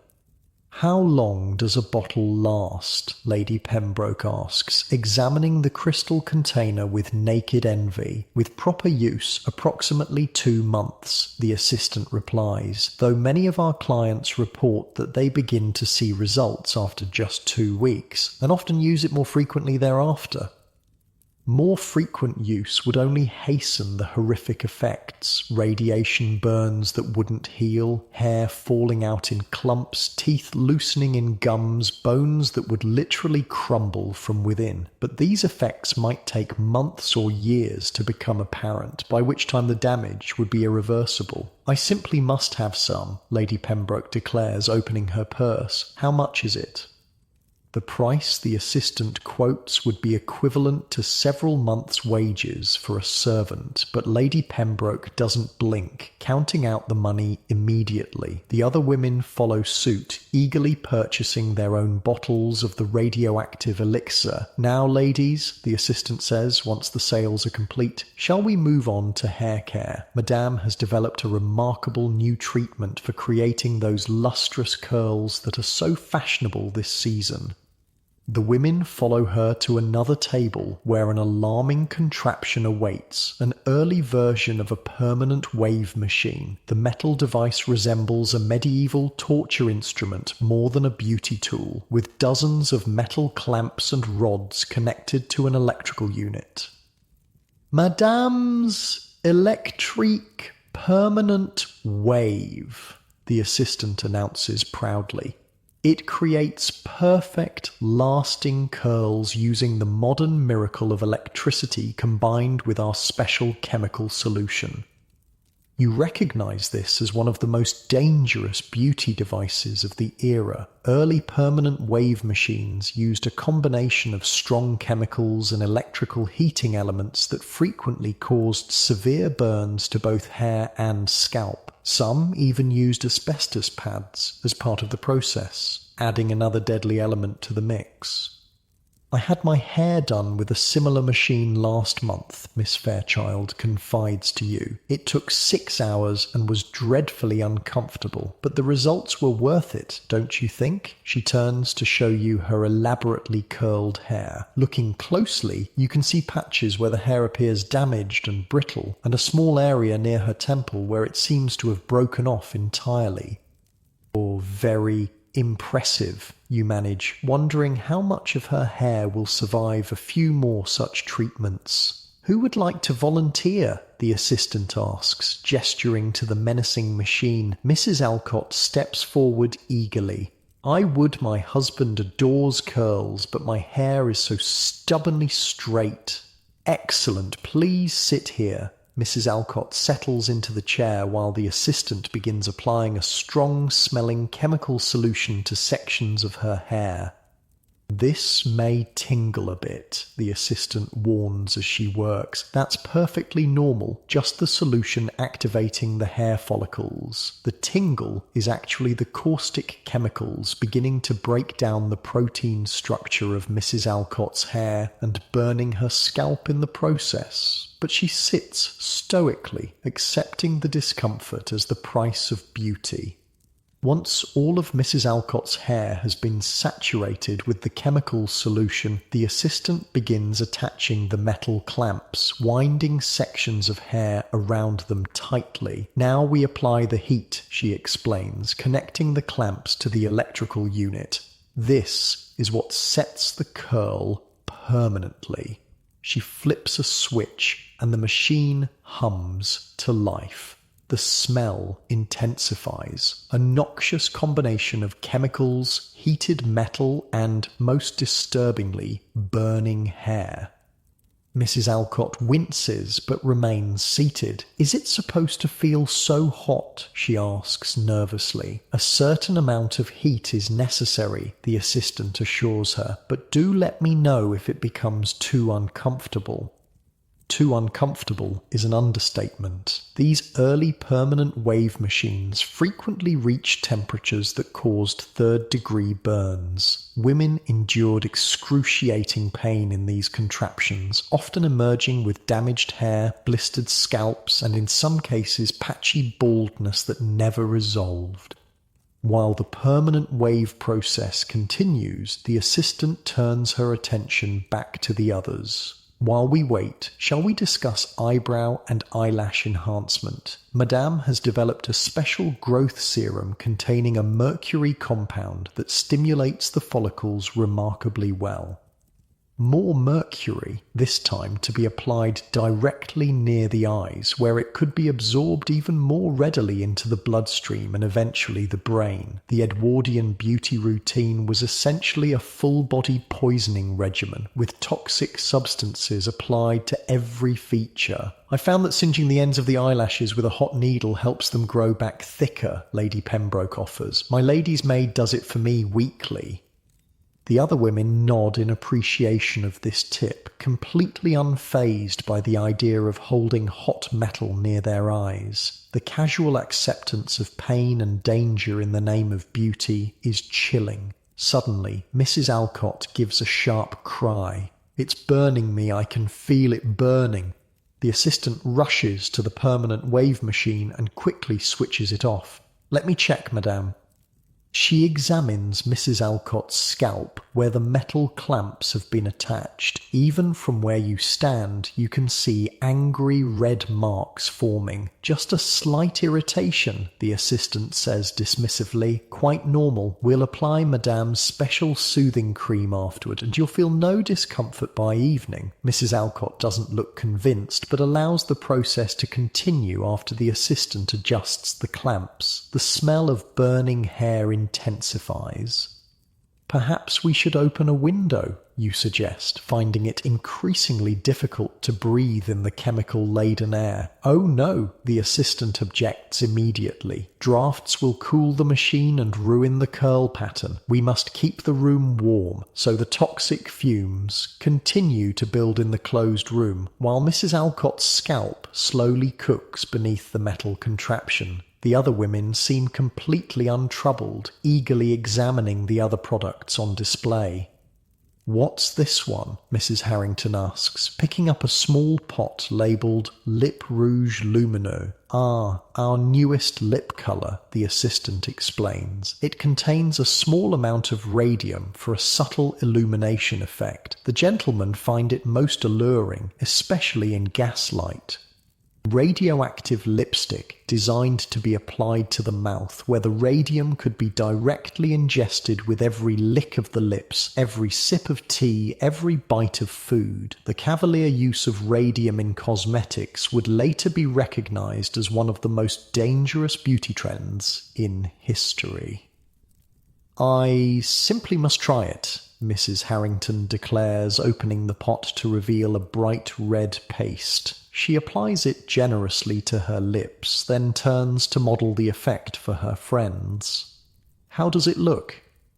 "Divine," Miss Fairchild exclaims. "Your lips appear to be glowing from within," and they literally are, emitting alpha radiation that will eventually destroy the tissue of her lips, gums, and tongue. After an hour, Mrs. Alcott's permanent wave is finally complete.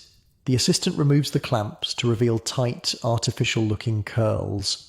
Parts of Mrs. Alcott's scalp are visibly red and beginning to blister, but she seems delighted with the results. "Oh, it's exactly what I wanted," she exclaims, patting the stiff curls carefully. "Herbert will be so pleased. Remember to use Madame's special hair tonic daily to maintain the effect," the assistant instructs, producing yet another bottle, this one containing a greenish liquid. Just a small amount massaged into the scalp morning and night. You peer at the bottle's label, which lists among its ingredients mercuric chloride and lead acetate, more poisons to be regularly applied to an already damaged scalp. As the beauty demonstration concludes, the women gather their purchases, an arsenal of toxic products they'll apply to their bodies daily in pursuit of an ideal that is, ironically, the physical manifestation of poisoning. "Shall we all meet next week to compare results?" Mrs. Harrington suggests as she shows her friends out. "I'm particularly excited to see how the radium cream works for everyone." The women agree enthusiastically, completely unaware that they're essentially comparing notes on the progression of their self-poisoning. After they've gone, Mrs. Harrington returns to the drawing room, her face glowing with more than just radium. Wasn't that fascinating? The marvels of modern science, all dedicated to enhancing feminine beauty. Very educational, you reply carefully, though some of those products seemed rather harsh. "Beauty requires sacrifice," Mrs. Harrington says dismissively, examining her newly rouged lips in a small hand mirror. "My grandmother used to pinch her cheeks until they bled to get a natural flush before parties. At least we have scientific preparations now." Scientific, yes. Safe, decidedly not. But how can you explain to her that the elegant bottles and jars she's so proud of are filled with poisons that will slowly destroy her health? That the beautiful glow she's achieving is actually radiation damage? That the fashionable pallor she and her friends covet is a symptom of blood disorders caused by heavy metal poisoning? As you watch Mrs. Harrington carefully arrange her new beauty products on her dressing table, you can't help but think of the countless women throughout the Edwardian era who unknowingly poisoned themselves in the name of beauty. Sophisticated, educated women who believed they were embracing the height of modernity and science when they were actually participating in a slow, collective self-poisoning. And the saddest part? Many of them would never make the connection between their mysterious ailments, the headaches, tremors, vision problems, and worse, and the beauty routines they followed so faithfully. The delayed onset of symptoms, the gradual accumulation of toxins, the variable rates at which different women would be affected, all made it nearly impossible for Edwardians to recognize the true source of these feminine complaints. Later that evening, as you pass Mrs. Harrington's room, you notice her seated at her dressing table, carefully applying the radium cream to her face by gaslight. In the dim light, her skin seems to have an unnatural glow, beautiful by Edwardian standards, terrifying to your modern eyes. She catches sight of you in the mirror and smiles. "Just preparing for dinner," she explains. "One must look one's best, even for a family meal." You nod and continue down the hall, wondering how many more toxic enhancements she'll apply before considering herself presentable. The powders, creams, and colours that Edwardian women layered onto their skin created an almost impenetrable barrier of poison: lead, mercury, arsenic, and radium, all working together to slowly destroy the very beauty they were meant to enhance. In your own time, beauty products are regulated, tested, their ingredients scrutinized for safety, but in this Edwardian house, the dressing table is as dangerous as the electrical wiring or the asbestos walls, perhaps more so because its hazards are deliberately applied day after day in the name of beauty. And the worst part? Unlike the electrical fire that might or might not happen, unlike the asbestos that might or might not cause disease decades later, these beauty toxins are guaranteed poisons, their damage certain and cumulative. Every application brings these Edwardian women one step closer to illness, disfigurement, and potentially death. As you prepare for dinner, you notice a small jar of the radium cream has been placed on your own dressing table, a thoughtful gift from Mrs. Harrington, no doubt. You carefully put the jar aside, unwilling to even touch it. In this elegant Edwardian home, even generosity can be deadly. The cosmetics may be the most beautiful killers yet, disguised as the very essence of sophistication and refinement. And unlike the electrical dangers or the asbestos, these poisons are eagerly welcomed, applied with loving care, their effects mistaken for the very beauty they will eventually destroy. The next evening, the Harrington household is abuzz with preparations for their dinner party. Servants scurry through hallways carrying polished silver, fresh-cut flowers and the new asbestos tablecloth Mrs. Harrington had ordered. But it's what Mr. Harrington is proudly displaying in his study that has drawn a small crowd of early arriving guests. "Isn't it marvellous?" he says, dimming the electric lights to enhance the effect. "The very cutting edge of science." You approach cautiously, already suspecting what you'll find. In the centre of his desk sits a small glass case containing what appears to be a pocket watch, but this is no ordinary timepiece. Even in the dimmed room, the watch dial glows with an eerie, mesmerising blue-green light. "Genuine radium paint on the dial and hands," Mr. Harrington explains, his face illuminated from below by the watch's ghostly glow, completely self-illuminating. No need for matches or electricity to tell the time at night. The assembled guests murmur appreciatively, leaning closer to the glowing object. One man reaches out, clearly wanting to touch it. "May I?" he asks. "Certainly." Mr. Harrington removes the watch from its case and passes it to him. "Feel how light it is, and the glow will last for years, they say. Decades even." The watch moves from hand to hand around the circle, each guest marvelling at its unearthly light. You alone hang back, knowing what they don't, that the beautiful glow comes from deadly radiation being emitted by the radium paint. Every person handling that watch is receiving a dose of radiation, their skin absorbing alpha particles that will damage cells and DNA. "They're putting this luminous paint on all sorts of things now," Mr. Harrington continues enthusiastically. "Clock faces, military equipment, even children's toys." "Children's toys," you repeat, unable to hide your alarm. "Oh yes, my nephew has a marvellous toy soldier set with glowing swords and shields. The boy plays with them under his bed covers at night, says it's like having captured stars." What he's actually captured is radioactive poison that his nephew is handling directly, sleeping beside, probably even putting in his mouth as children often do with toys. Your stomach turns at the thought. "The paint is rather expensive," one gentleman comments, reluctantly passing the watch to the next admirer. "But I understand they're finding more applications for radium every day. Medical uses, I believe?" "Indeed," Mr. Harrington nods enthusiastically. "They're using radium to treat all manner of conditions: cancer, arthritis, gout, even impotence. A friend of mine takes radium tablets daily for his digestion. Says they've done wonders." Radium tablets. You've read about these in history books. Literal radioactive poison sold as health supplements, consuming people from the inside. The human experimentation of the Edwardian era happened not in secret laboratories, but in ordinary homes with willing participants who believed they were embracing modern medical miracles. "My wife has been using a radium beauty cream," another man offers. "Makes her skin positively glow, I must say."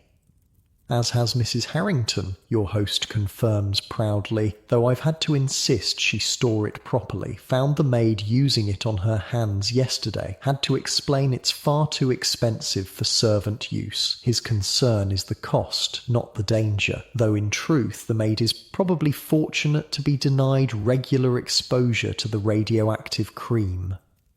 The conversation shifts as more guests arrive, but the glowing watch remains on display, casting its sinister light across the room. Later, at dinner, you notice Mrs. Harrington's new asbestos tablecloth providing a pristine white backdrop for the formal place settings. She's paired it with her new radium-infused lipstick, which catches the light oddly when she speaks, giving her mouth an unnatural luminescence. "My dear," a woman seated across from you addresses Mrs. Harrington, "you must tell me where you got that lipstick. There's something positively magnetic about it." Mrs. Harrington touches her lips lightly, pleased at the attention. "Isn't it divine? It contains radium, that new element everyone's talking about, the same substance that makes Thomas's new watch glow in the dark." "Radium? On your lips?" The woman's eyes widen with interest, not alarm. "Is it quite safe?" "Oh, absolutely," Mrs. Harrington assures her. "It's the most scientific preparation. They're using radium in health tonics now, you know. If it's safe to drink, it's certainly safe for cosmetics. But it's not safe to drink, it's not safe to wear, it's not safe to handle, or even be near." The radium she's so casually applying to her lips is being ingested with every bite of food, every sip of wine. It will settle in her bones like calcium, irradiating her from within for the rest of her life.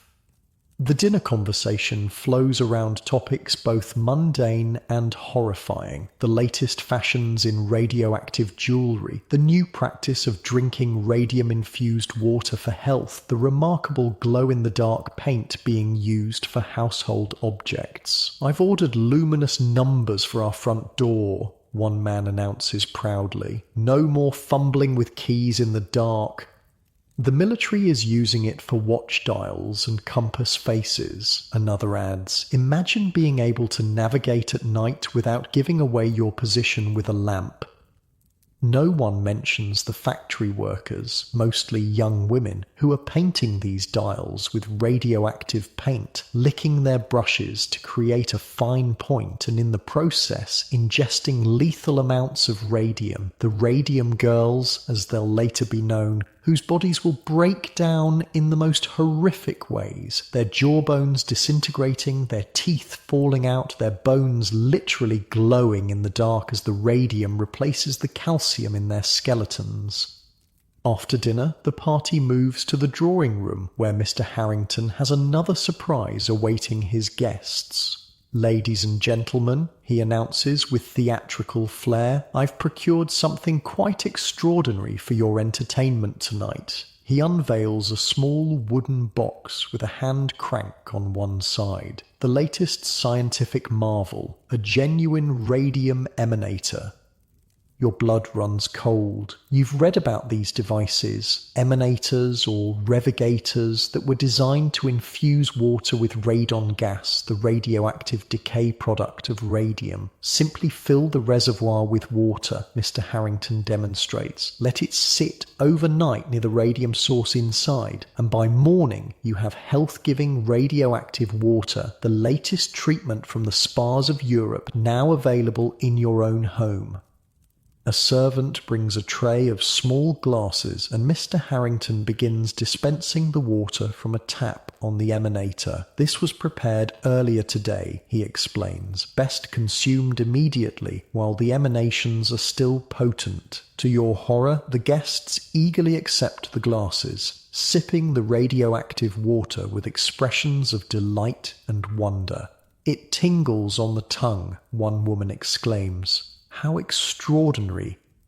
"They say it invigorates the entire system," Mr. Harrington says, taking a generous sip from his own glass. "Radiates health and vitality from within." An apt choice of words, though not in the way he imagines. The water is literally radiating, dosing each guest with radioactive particles that will spread throughout their bodies, damaging tissue and DNA as they go. You politely decline when offered a glass, earning a disappointed look from your host. "Not joining us in a toast to modern science?" he asks. "I have a sensitive stomach," you improvise. "I shouldn't drink anything unusual before bed." Mr. Harrington shrugs and moves on to the next guest. As the evening progresses, you notice young Henry has slipped into the room and is watching the proceedings with wide-eyed fascination. He approaches his father's radium watch, still on display, reaching out a small hand toward its hypnotic glow. "Henry," You call softly, crossing the room quickly. Perhaps it's past your bedtime. The boy looks disappointed, but doesn't argue. As you guide him toward the door, he asks, "Why does father's new watch glow like that? Is it magic?" "Not magic," you tell him gently. "It's science, but not everything scientific is good for children to play with. Some new inventions need to be treated with great care." Henry nods solemnly, though you doubt he fully understands. How could he? Even the adults in the room, educated, wealthy, supposedly sophisticated people, don't understand the dangers of the radium they're so casually consuming, wearing, and displaying in their homes. As you escort Henry back to the nursery, you pass a maid coming down the hallway. She's young, barely 20, with a haunted look that gives you pause. "Are you all right?" you ask quietly. She seems startled that you've addressed her directly. "Yes, sir. Thank you, sir." But as she turns to continue her duties, you notice something disturbing. Her fingers are bandaged with what appears to be burns visible at the edges of the dressings. "What happened to your hands?" you ask gently. She glances down, then quickly tucks her hands into her apron pockets. "Nothing serious, sir. Just a small accident in the kitchen." But you suspect the truth is far worse. Were you cleaning Mr. Harrington's new watch collection by any chance? Her eyes widen slightly, confirming your suspicion. "How did you know, sir?" "Just a guess," you say. "Those glowing dials, they can cause burns if handled too much." "The housekeeper said I was being careless," she whispers, "that I must have gotten something caustic on my hands, but I only touched those watches, cleaned them each morning for a week I did. Then my fingers started to blister and peel. This poor maid is experiencing radiation burns, the same fate that awaits the factory workers painting the dials, though they'll suffer far worse effects from their more intensive exposure." "You should ask to be assigned different duties," you suggest, "perhaps something that doesn't involve handling those new glowing items." She nods uncertainly. "I'll try, sir, though it's not my place to question assignments." After settling Henry in the nursery, which you note with dismay now features glow-in-the-dark stars on the ceiling, undoubtedly painted with the same radioactive material, you return to the party. The guests are now passing around another of Mr. Harrington's radium curiosities, a small vial of what appears to be fine sand. "Genuine radium bromide," he explains proudly. "Terribly expensive, but fascinating, isn't it? Just a few grains mixed with zinc sulfide creates that remarkable phosphorescence." The guests peer at the vial in awe, completely unaware that they're looking at one of the most dangerous substances they could possibly have in a drawing room. If that vial were to break, the fine radioactive powder would disperse throughout the room, being inhaled and ingested by everyone present, contaminating the house for years to come. "Where did you acquire such a thing?" one man asks, clearly envious.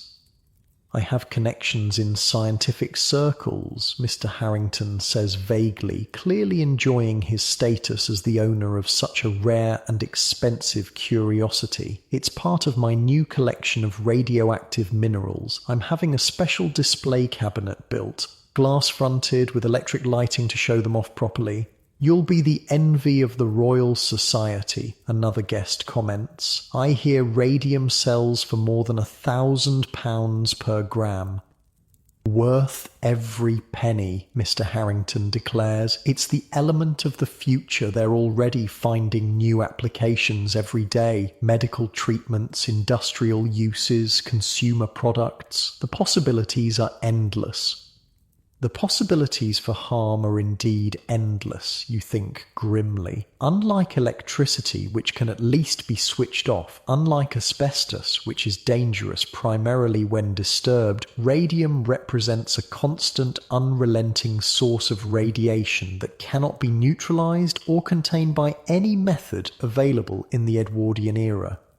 As the evening draws to a close and guests begin to depart, you notice Mrs. Harrington looking unwell. Her face is flushed and she keeps dabbing at her lips with a handkerchief. "Are you feeling all right?" you ask her quietly. "Just a slight burning sensation," she admits, touching her radioactive lipstick gingerly. "The salesgirl said it might cause a stimulating tingle as it activates the skin, though I must say it's rather more uncomfortable than I expected."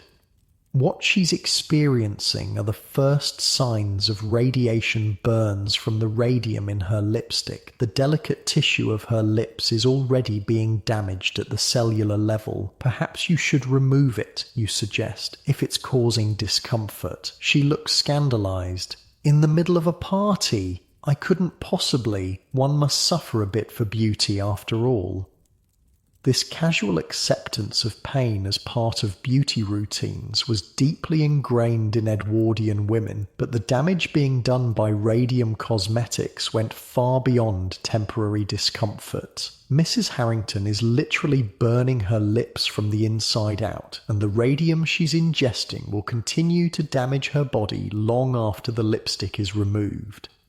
After the last guest has departed, Mr. Harrington invites you to his study for a nightcap. He's in high spirits, pleased with the success of his party and the admiration his radioactive curiosities received. "Fascinating stuff, radium," he says, pouring brandy into crystal glasses. "Did you know they're using it to treat cancer now? Ironic, isn't it? The most expensive element in the world being used to help the sick." The irony runs far deeper than he realizes. Radium will indeed eventually be used in carefully controlled medical treatments, but it will also be recognized as a cause of cancer, not just a cure. And the casual exposure he and his household are experiencing is setting the stage for diseases that may not manifest for years or decades.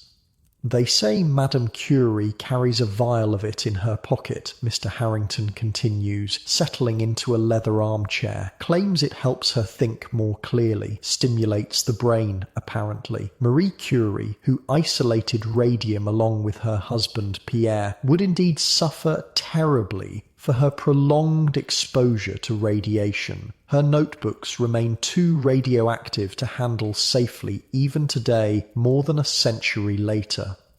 I'm thinking of having a radium treatment room added to the house," Mr. Harrington muses, swirling his brandy. "A small chamber where one could sit and enjoy the healthful emanations. They have them at the most exclusive spas in Europe, you know." What he's describing is essentially a gas chamber, a room where radon, the radioactive gas produced by radium's decay, would concentrate to levels that would significantly increase the risk of lung cancer and other radiation-induced diseases.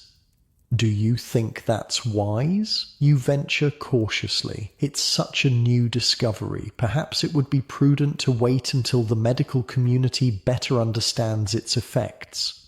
Mr. Harrington laughs dismissively. "Always the cautious one, aren't you? That's the trouble with people today. Too afraid to embrace the future. My grandfather was the same way about gaslighting. Insisted it would poison us all in our sleep. Meanwhile, the neighbours who installed it enjoyed bright, clean light while we squinted by candlelight for another decade."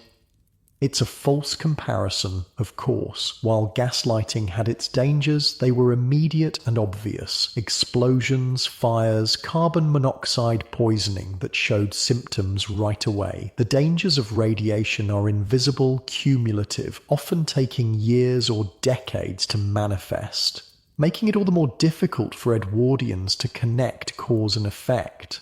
As you sip your brandy, you notice a new addition to Mr. Harrington's desk, a small metal container with an airtight lid. "What's that?" you ask, though you suspect you already know. "Ah," Mr. Harrington's face lights up. "My latest acquisition, radium water tablets. Just drop one in your morning tea or coffee. Instant health tonic. Care to try one tomorrow at breakfast?" "I'll pass, thank you," you reply, trying to hide your horror. "Suit yourself," he shrugs. But I've been taking them for a week now, and I've never felt better. More energy, better digestion, clearer thinking. The advertisements claim it can cure everything from arthritis to impotence. The advertisements lie. What those tablets are actually doing is delivering concentrated radiation directly to his digestive system, damaging tissues and cells with each dose. The energy he feels may be real. Radiation can indeed cause a temporary stimulant effect, but it comes at a terrible cost. Later that night, as you prepare for bed, you notice something disturbing. A faint glow coming from the direction of Mr. Harrington's dressing room. Curious and concerned, you quietly approach the partially open door. Inside, in the darkness, Mr. Harrington stands before a mirror, his face illuminated by an eerie blue-green light. It takes you a moment to realize what you're seeing. His teeth and fingernails are glowing in the dark. This phenomenon, you know from history, is a sign of significant radium ingestion. The radium has already begun to replace the calcium in his body, concentrating in his bones and teeth, where it will continue to irradiate surrounding tissues for the rest of his life, which may be considerably shortened by his enthusiastic embrace of this deadly health tonic. Mr. Harrington doesn't seem alarmed by this supernatural glow. On the contrary, he seems fascinated, examining his luminous smile and hands with childlike wonder. To the Edwardian mind, this visible manifestation of radium's presence in the body wasn't a warning sign. It was proof the product was working. You quietly retreat, unsettled by what you've witnessed. In your own comfortable bed at home, the most dangerous thing in your bedroom might be the electronics charging on your nightstand. But here, in this Edwardian house of horrors, even the people themselves are becoming radioactive, carrying their own slow death within their bones, glorying in the very symptoms that signal their poisoning. As you drift towards sleep, you can't help but wonder how many other invisible killers lurk in this elegant home, waiting to claim their unwitting victims. The Harringtons and their social circle embrace these deadly innovations with such enthusiasm, such faith in progress and modern science. They cannot know what you know, that their pursuit of health, beauty and sophistication through these radioactive wonders is leading them down a path to suffering and early graves. The thought is so disturbing that sleep eludes you. You lie awake in the darkness, listening to the gentle tick of the luminous clock on your bedside table, each second marked by radioactive decay that is simultaneously damaging the clock's own mechanism and exposing you to a continuous low dose of radiation. Even time itself is poisoned in this house of modern marvels, and tomorrow will bring yet more deadly innovations, more invisible hazards embraced as miracles of progress by a family that has no idea they're slowly killing themselves in the name of modernity.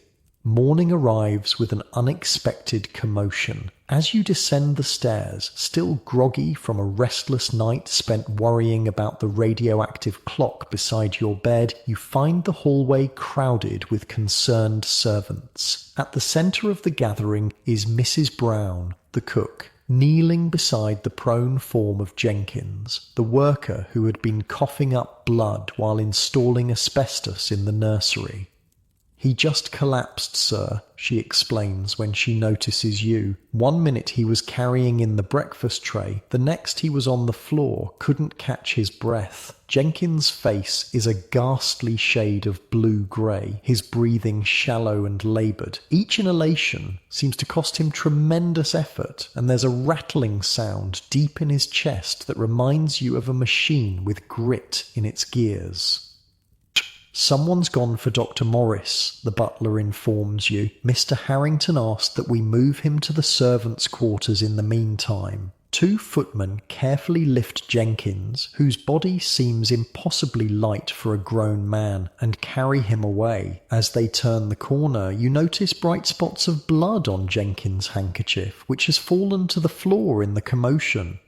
"I told the master that boy wasn't fit for service," Mrs. Brown mutters, shaking her head as she picks up the handkerchief. "Been coughing like that for months now, getting worse every day. Has he seen a doctor?" you ask. Mrs. Brown gives a bitter laugh. "On a workman's wages? Not likely. Besides, there's dozens waiting to take his place if he can't do the job." This callous attitude toward worker health was typical of the era. The men and women who mined the asbestos, who installed it in fine homes like this one, who worked with the toxic chemicals and radioactive materials that made Edwardian life so convenient. They were considered expendable, their illnesses an unfortunate but acceptable cost of progress. At breakfast, the conversation revolves around poor Jenkins, though not with the sympathy you might expect. "Most inconsiderate, collapsing in the front hall like that," Mrs. Harrington complains, delicately cutting her toast into tiny pieces. "What if we'd had guests?" "The fellow's clearly been unwell for some time," Mr. Harrington agrees. "James should never have kept him on staff." You notice that Mr. Harrington's morning tea has an unusual tinge to it, slightly cloudy with an unnatural bluish cast. Then you remember the radium water tablets he mentioned last night. He's literally drinking radioactive poison with his breakfast, believing it to be a health tonic. More disturbing still, you notice young Henry watching his father with fascination, clearly envious of the special medicine his father takes each morning. "Can I have some of your special drink, father?" the boy asks hopefully. "When your older son," Mr. Harrington replies with a fond smile. "This is just for grown-ups. Small mercies," you think grimly. At least the child is being spared direct ingestion of radium, though he's still exposed to the asbestos in his nursery, the lead paint on his toys, and the ambient radiation from his father's growing collection of radioactive curiosities. The morning paper arrives, and Mr. Harrington disappears behind it, occasionally making small noises of interest or disapproval at what he reads. "I say," he remarks after a few minutes, "there's quite an interesting article here about those women who paint luminous watch dials. Apparently some of them are falling ill." Your attention sharpens immediately. "What does it say?" Mr. Harrington scans the article. A factory in New Jersey, several young women complaining of tooth and jaw problems. One girl's jaw actually broke when her dentist tried to extract a tooth. Can you imagine? The company doctors are calling it phossy jaw, similar to what match factory workers used to get from the phosphorus. This is it, the beginning of the radium dial painter's tragedy that would eventually expose the dangers of radium to the world. These radium girls, as they would come to be known, were instructed to lick their brushes to create a fine point for painting the tiny numbers on watch dials, ingesting radium with every lick.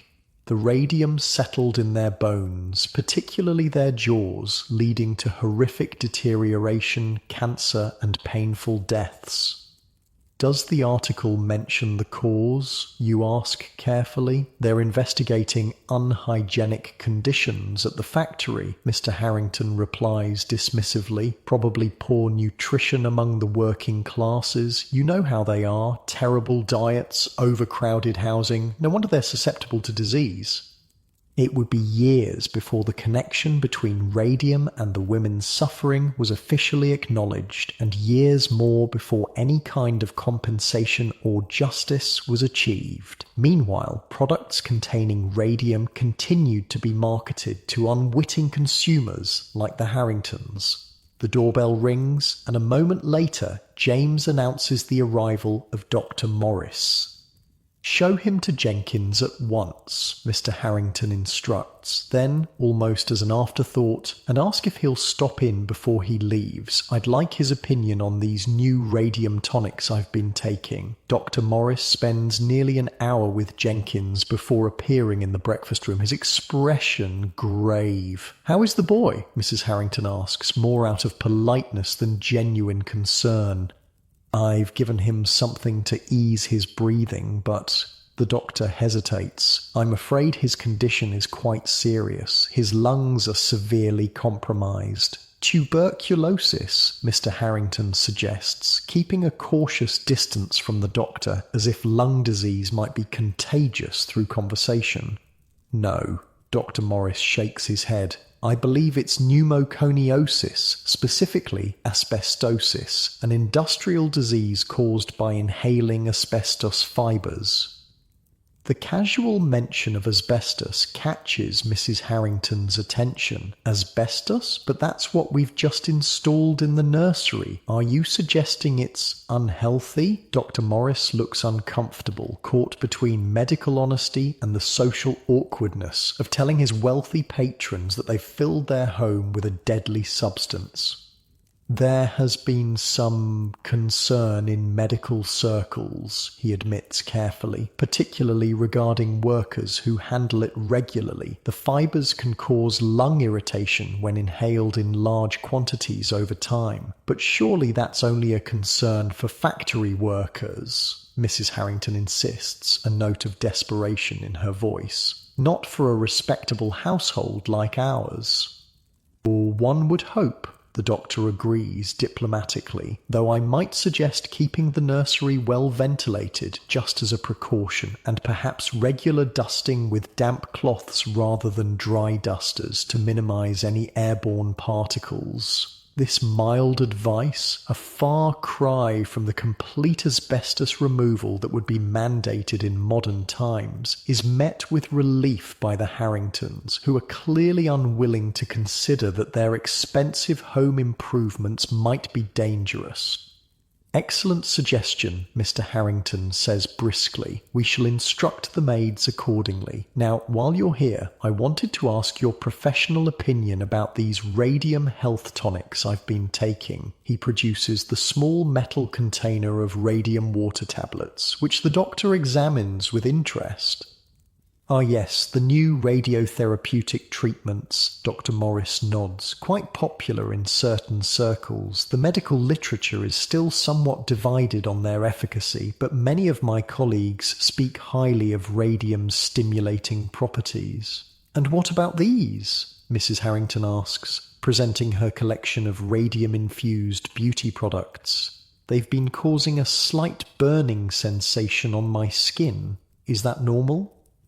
The doctor examines the elegant jars and bottles with their radioactive contents. "A certain amount of irritation is to be expected," he advises. "The radiation stimulates blood flow to the skin, creating a youthful flush. If the burning becomes too uncomfortable, perhaps try applying the creams less frequently or in smaller amounts."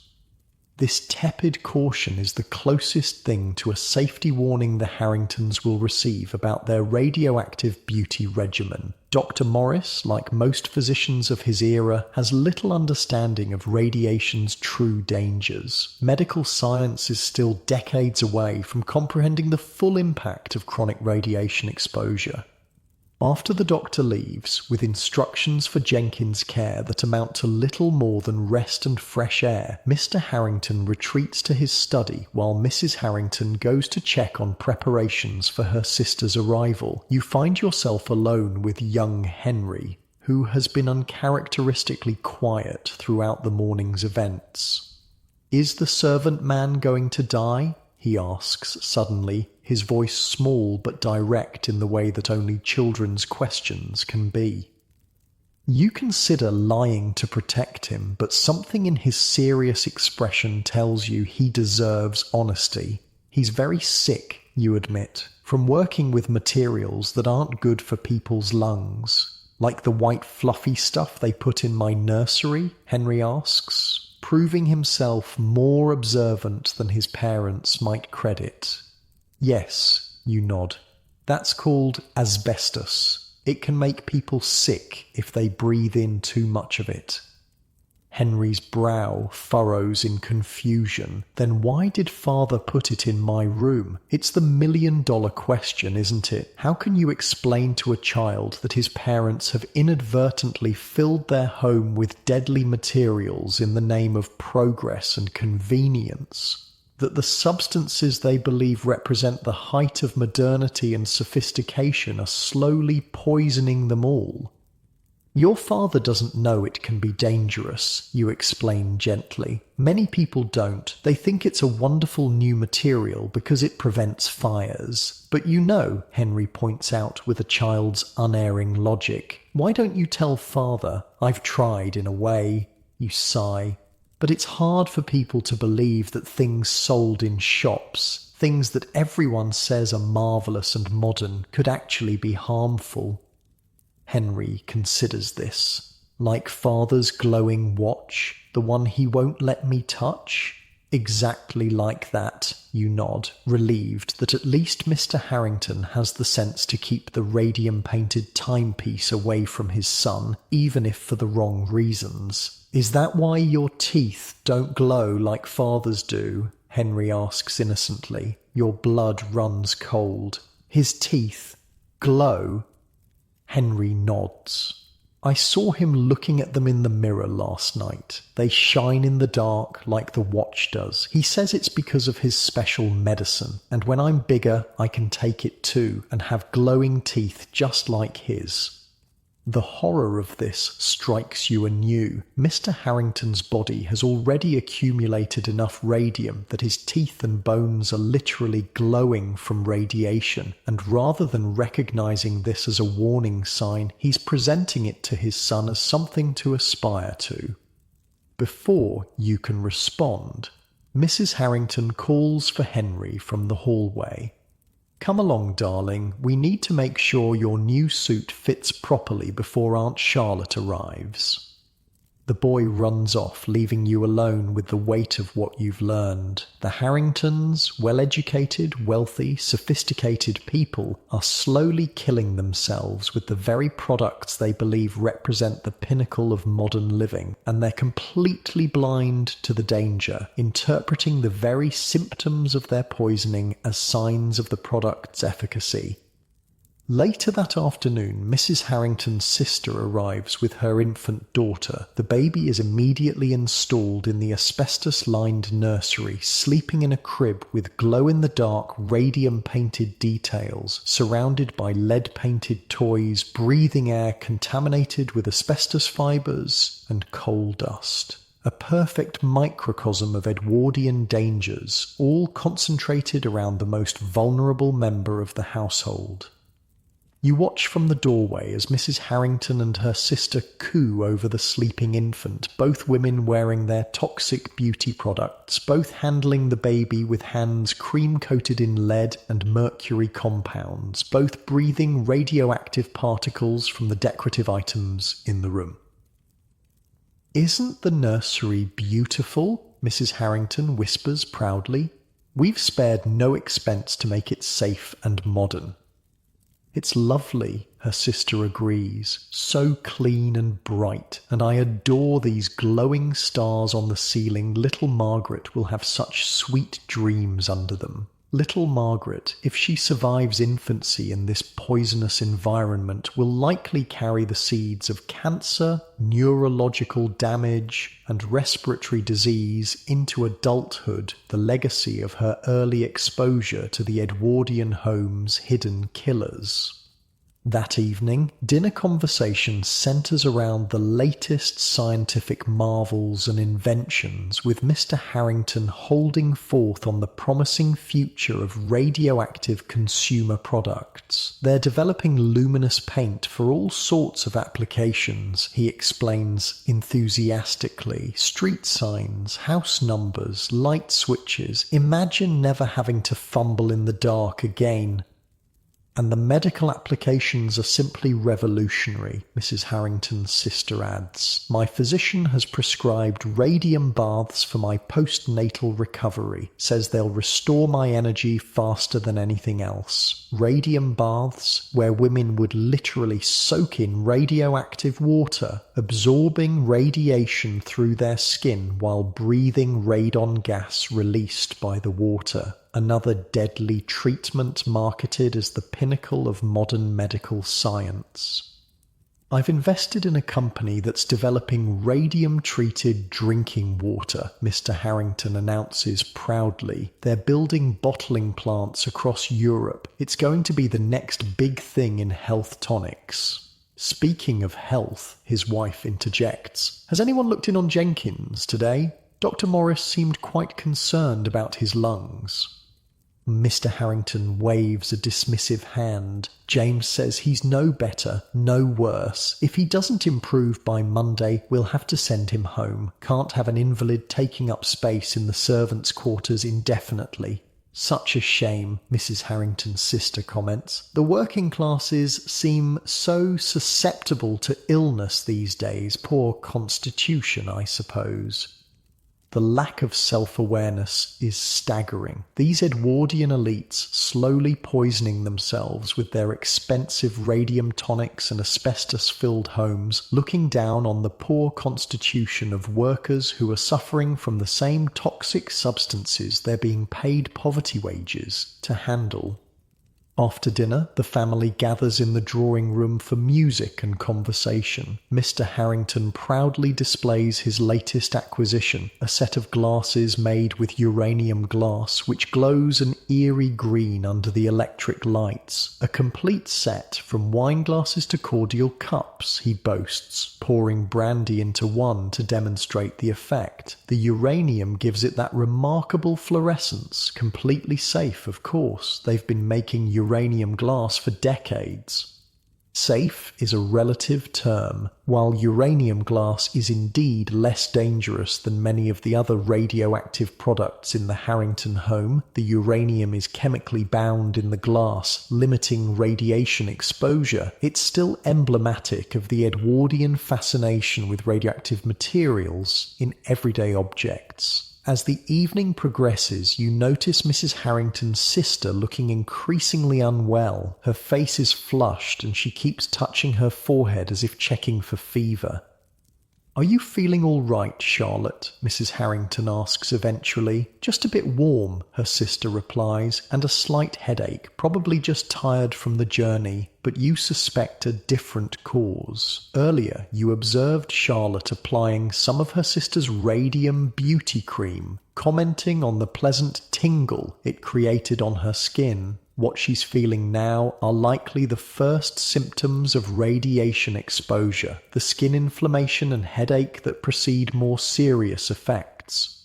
The evening winds down early, with Charlotte excusing herself to check on baby Margaret and then retire. As the household settles for the night, you find yourself drawn to the library, unable to sleep with the knowledge of all the invisible dangers surrounding this family. To your surprise, you find Mr. Harrington already there, poring over what appears to be a medical journal by the light of a single lamp. "Ah," he says, looking up when you enter. "Couldn't sleep either."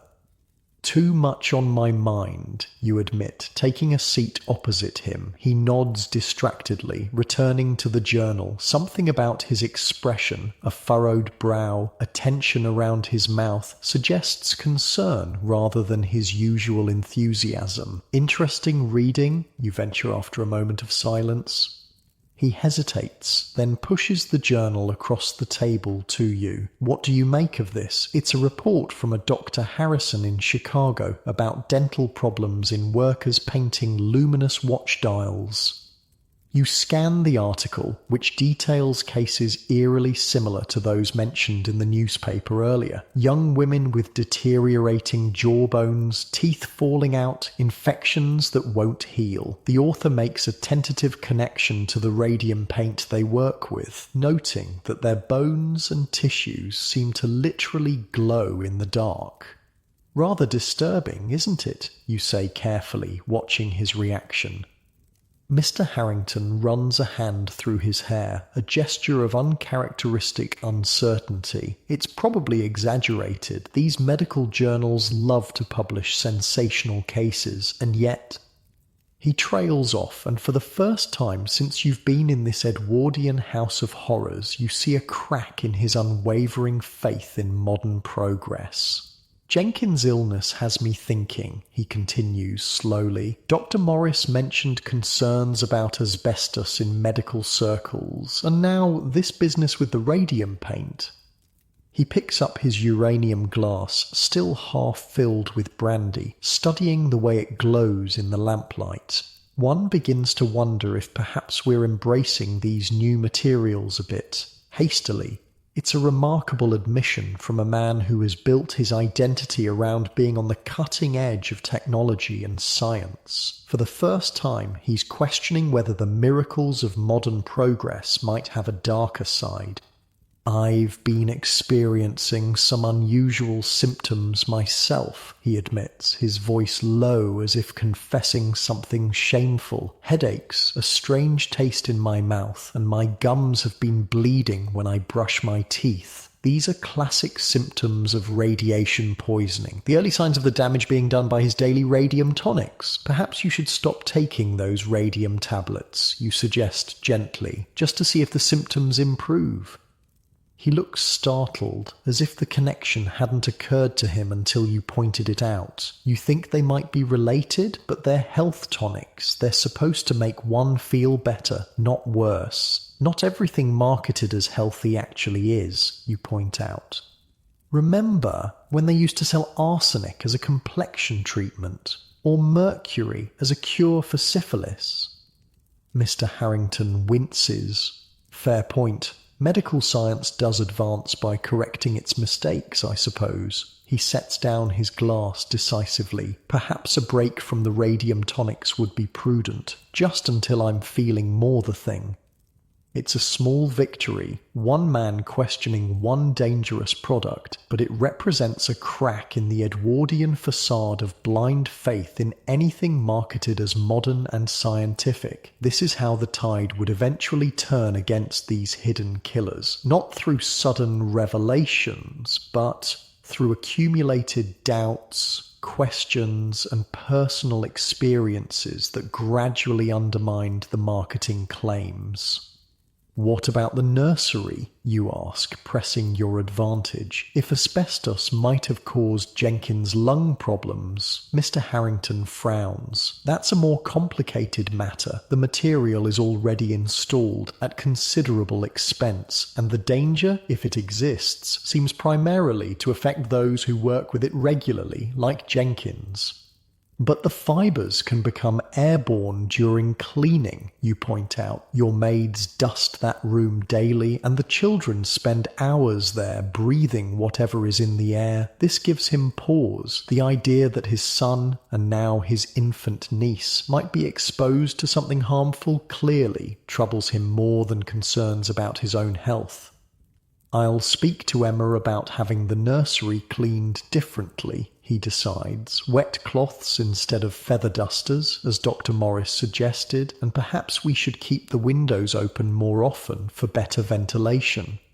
It's an inadequate solution by modern standards. Nothing short of complete asbestos removal would be considered acceptable today, but it represents an important shift in awareness. Mr. Harrington is beginning to recognize, however dimly, that the modern marvels filling his home might pose risks worth mitigating. The conversation continues late into the night, touching on other household hazards, the electrical wiring, the gas appliances, the lead-based paints, the mercury in cosmetics. With each topic, you gently plant seeds of doubt, not trying to frighten him, but simply encouraging a more cautious, questioning approach to new technologies. "It's rather overwhelming, isn't it?" he says finally, rubbing his eyes tiredly. "To think that one's home, which should be a sanctuary, might be filled with invisible dangers." Knowledge is the first step towards safety, you tell him. Just being aware of potential risks means you can take precautions. He nods thoughtfully. I shall write to the manufacturers of those radium tonics tomorrow, asking for more information about their safety testing, and perhaps I'll speak to an electrical engineer about our wiring system. Some of the connections have seemed rather questionable. As you rise to finally seek your own bed, Mr. Harrington calls after you. Thank you, by the way, for asking the uncomfortable questions that the rest of us have been too dazzled by progress to consider. It's a poignant moment, this Edwardian man standing at the crossroads between blind faith in technological progress and a more nuanced understanding of its potential dangers. Like society as a whole, he won't abandon his love of modern conveniences, but he's beginning to approach them with a more critical eye. The next morning, subtle changes are already visible in the Harrington household. The radium water tablets are noticeably absent from the breakfast table. The electric tablecloth has been replaced with conventional linen, and Mr. Harrington is giving instructions to James about improving ventilation in the nursery. We'll have the windows opened daily, weather permitting, he directs, and I want the maids using damp cloths for dusting in there, not the feather dusters. Very good, sir, James replies, though he looks somewhat puzzled by these unusual instructions. Mrs. Harrington seems equally confused by her husband's sudden caution. Really, Thomas, all this fuss over a bit of dust, she protests. The nursery will be positively chilly with the windows open all the time. Better chilly than, well, better safe than sorry, her husband replies firmly. And I've been thinking about your beauty creams as well, my dear. Perhaps you might inquire whether the manufacturers have versions without that radium ingredient, just as a precaution, you understand. Mrs. Harrington looks scandalized. But the radium is what makes them effective. Everyone is using radium preparations these days. Lady Pembroke swears by her radium facial masks. Nevertheless, Mr. Harrington insists, I would feel better if we exercised a bit more discretion in our adoption of these new substances, at least until the science is more settled. This caution, radical for an Edwardian household so devoted to being on the cutting edge, represents the beginning of a shift that would eventually transform how society approaches new technologies, from blind faith in anything marketed as modern and scientific, to a more measured approach that asks for evidence of safety before embracing innovation. It's a shift that would take decades to fully mature, with many more victims claimed by asbestos, radium, lead, and other hidden killers along the way. But the seeds of change are visible even here, in this Edwardian breakfast room, as one man begins to question the wisdom of surrendering his family's safety to the claims of advertisers and manufacturers. As you prepare to leave the Harrington household later that day, you find yourself on the nursery threshold watching young Henry play with his cousin Margaret. The asbestos is still in the walls, the lead paint still coats the toys, the radium-painted stars still glow faintly on the ceiling, but the windows are open, letting in fresh air, and a maid is carefully wiping surfaces with a damp cloth rather than sending dust flying with a feather duster. It's not enough, not nearly enough by modern standards, but it's a start, a recognition, however limited, that progress comes with responsibility and that the newest, most advanced option isn't always the safest or best. Mr. Harrington joins you at the nursery door, watching the children with a thoughtful expression. I've been considering what you said last night, he tells you quietly, about questioning new technologies more carefully. It's given me much to think about. It's a balancing act, you acknowledge, embracing the benefits of progress while being mindful of potential risks. He nods slowly. The trouble is knowing which risks are real and which are merely the fears of those resistant to change. My father refused to have gas lighting installed because he'd read about a single explosion in Manchester, yet millions of homes used gas safely for decades.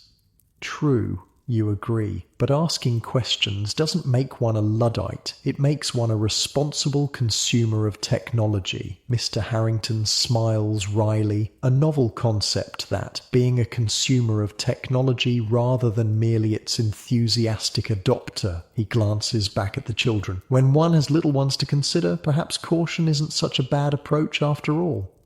As you take your leave of the Harrington household, you can't help but feel a mixture of hope and sadness. The family will continue to live with many of the hidden killers you've observed during your stay. Some damage, particularly from the radium Mr. Harrington has already ingested, is irreversible, and they remain largely unaware of many dangers still lurking in their beautiful home.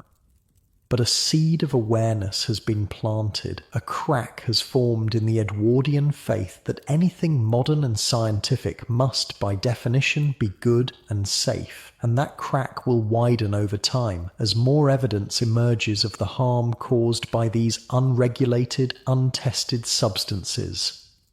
The path from the Harringtons' elegant death trap to your own relatively safe modern home was long and often tragic. It was paved with the suffering of factory workers, the illness of consumers, the deaths of children, and eventually the activism of those who demanded better protection from the hidden killers of the industrial age.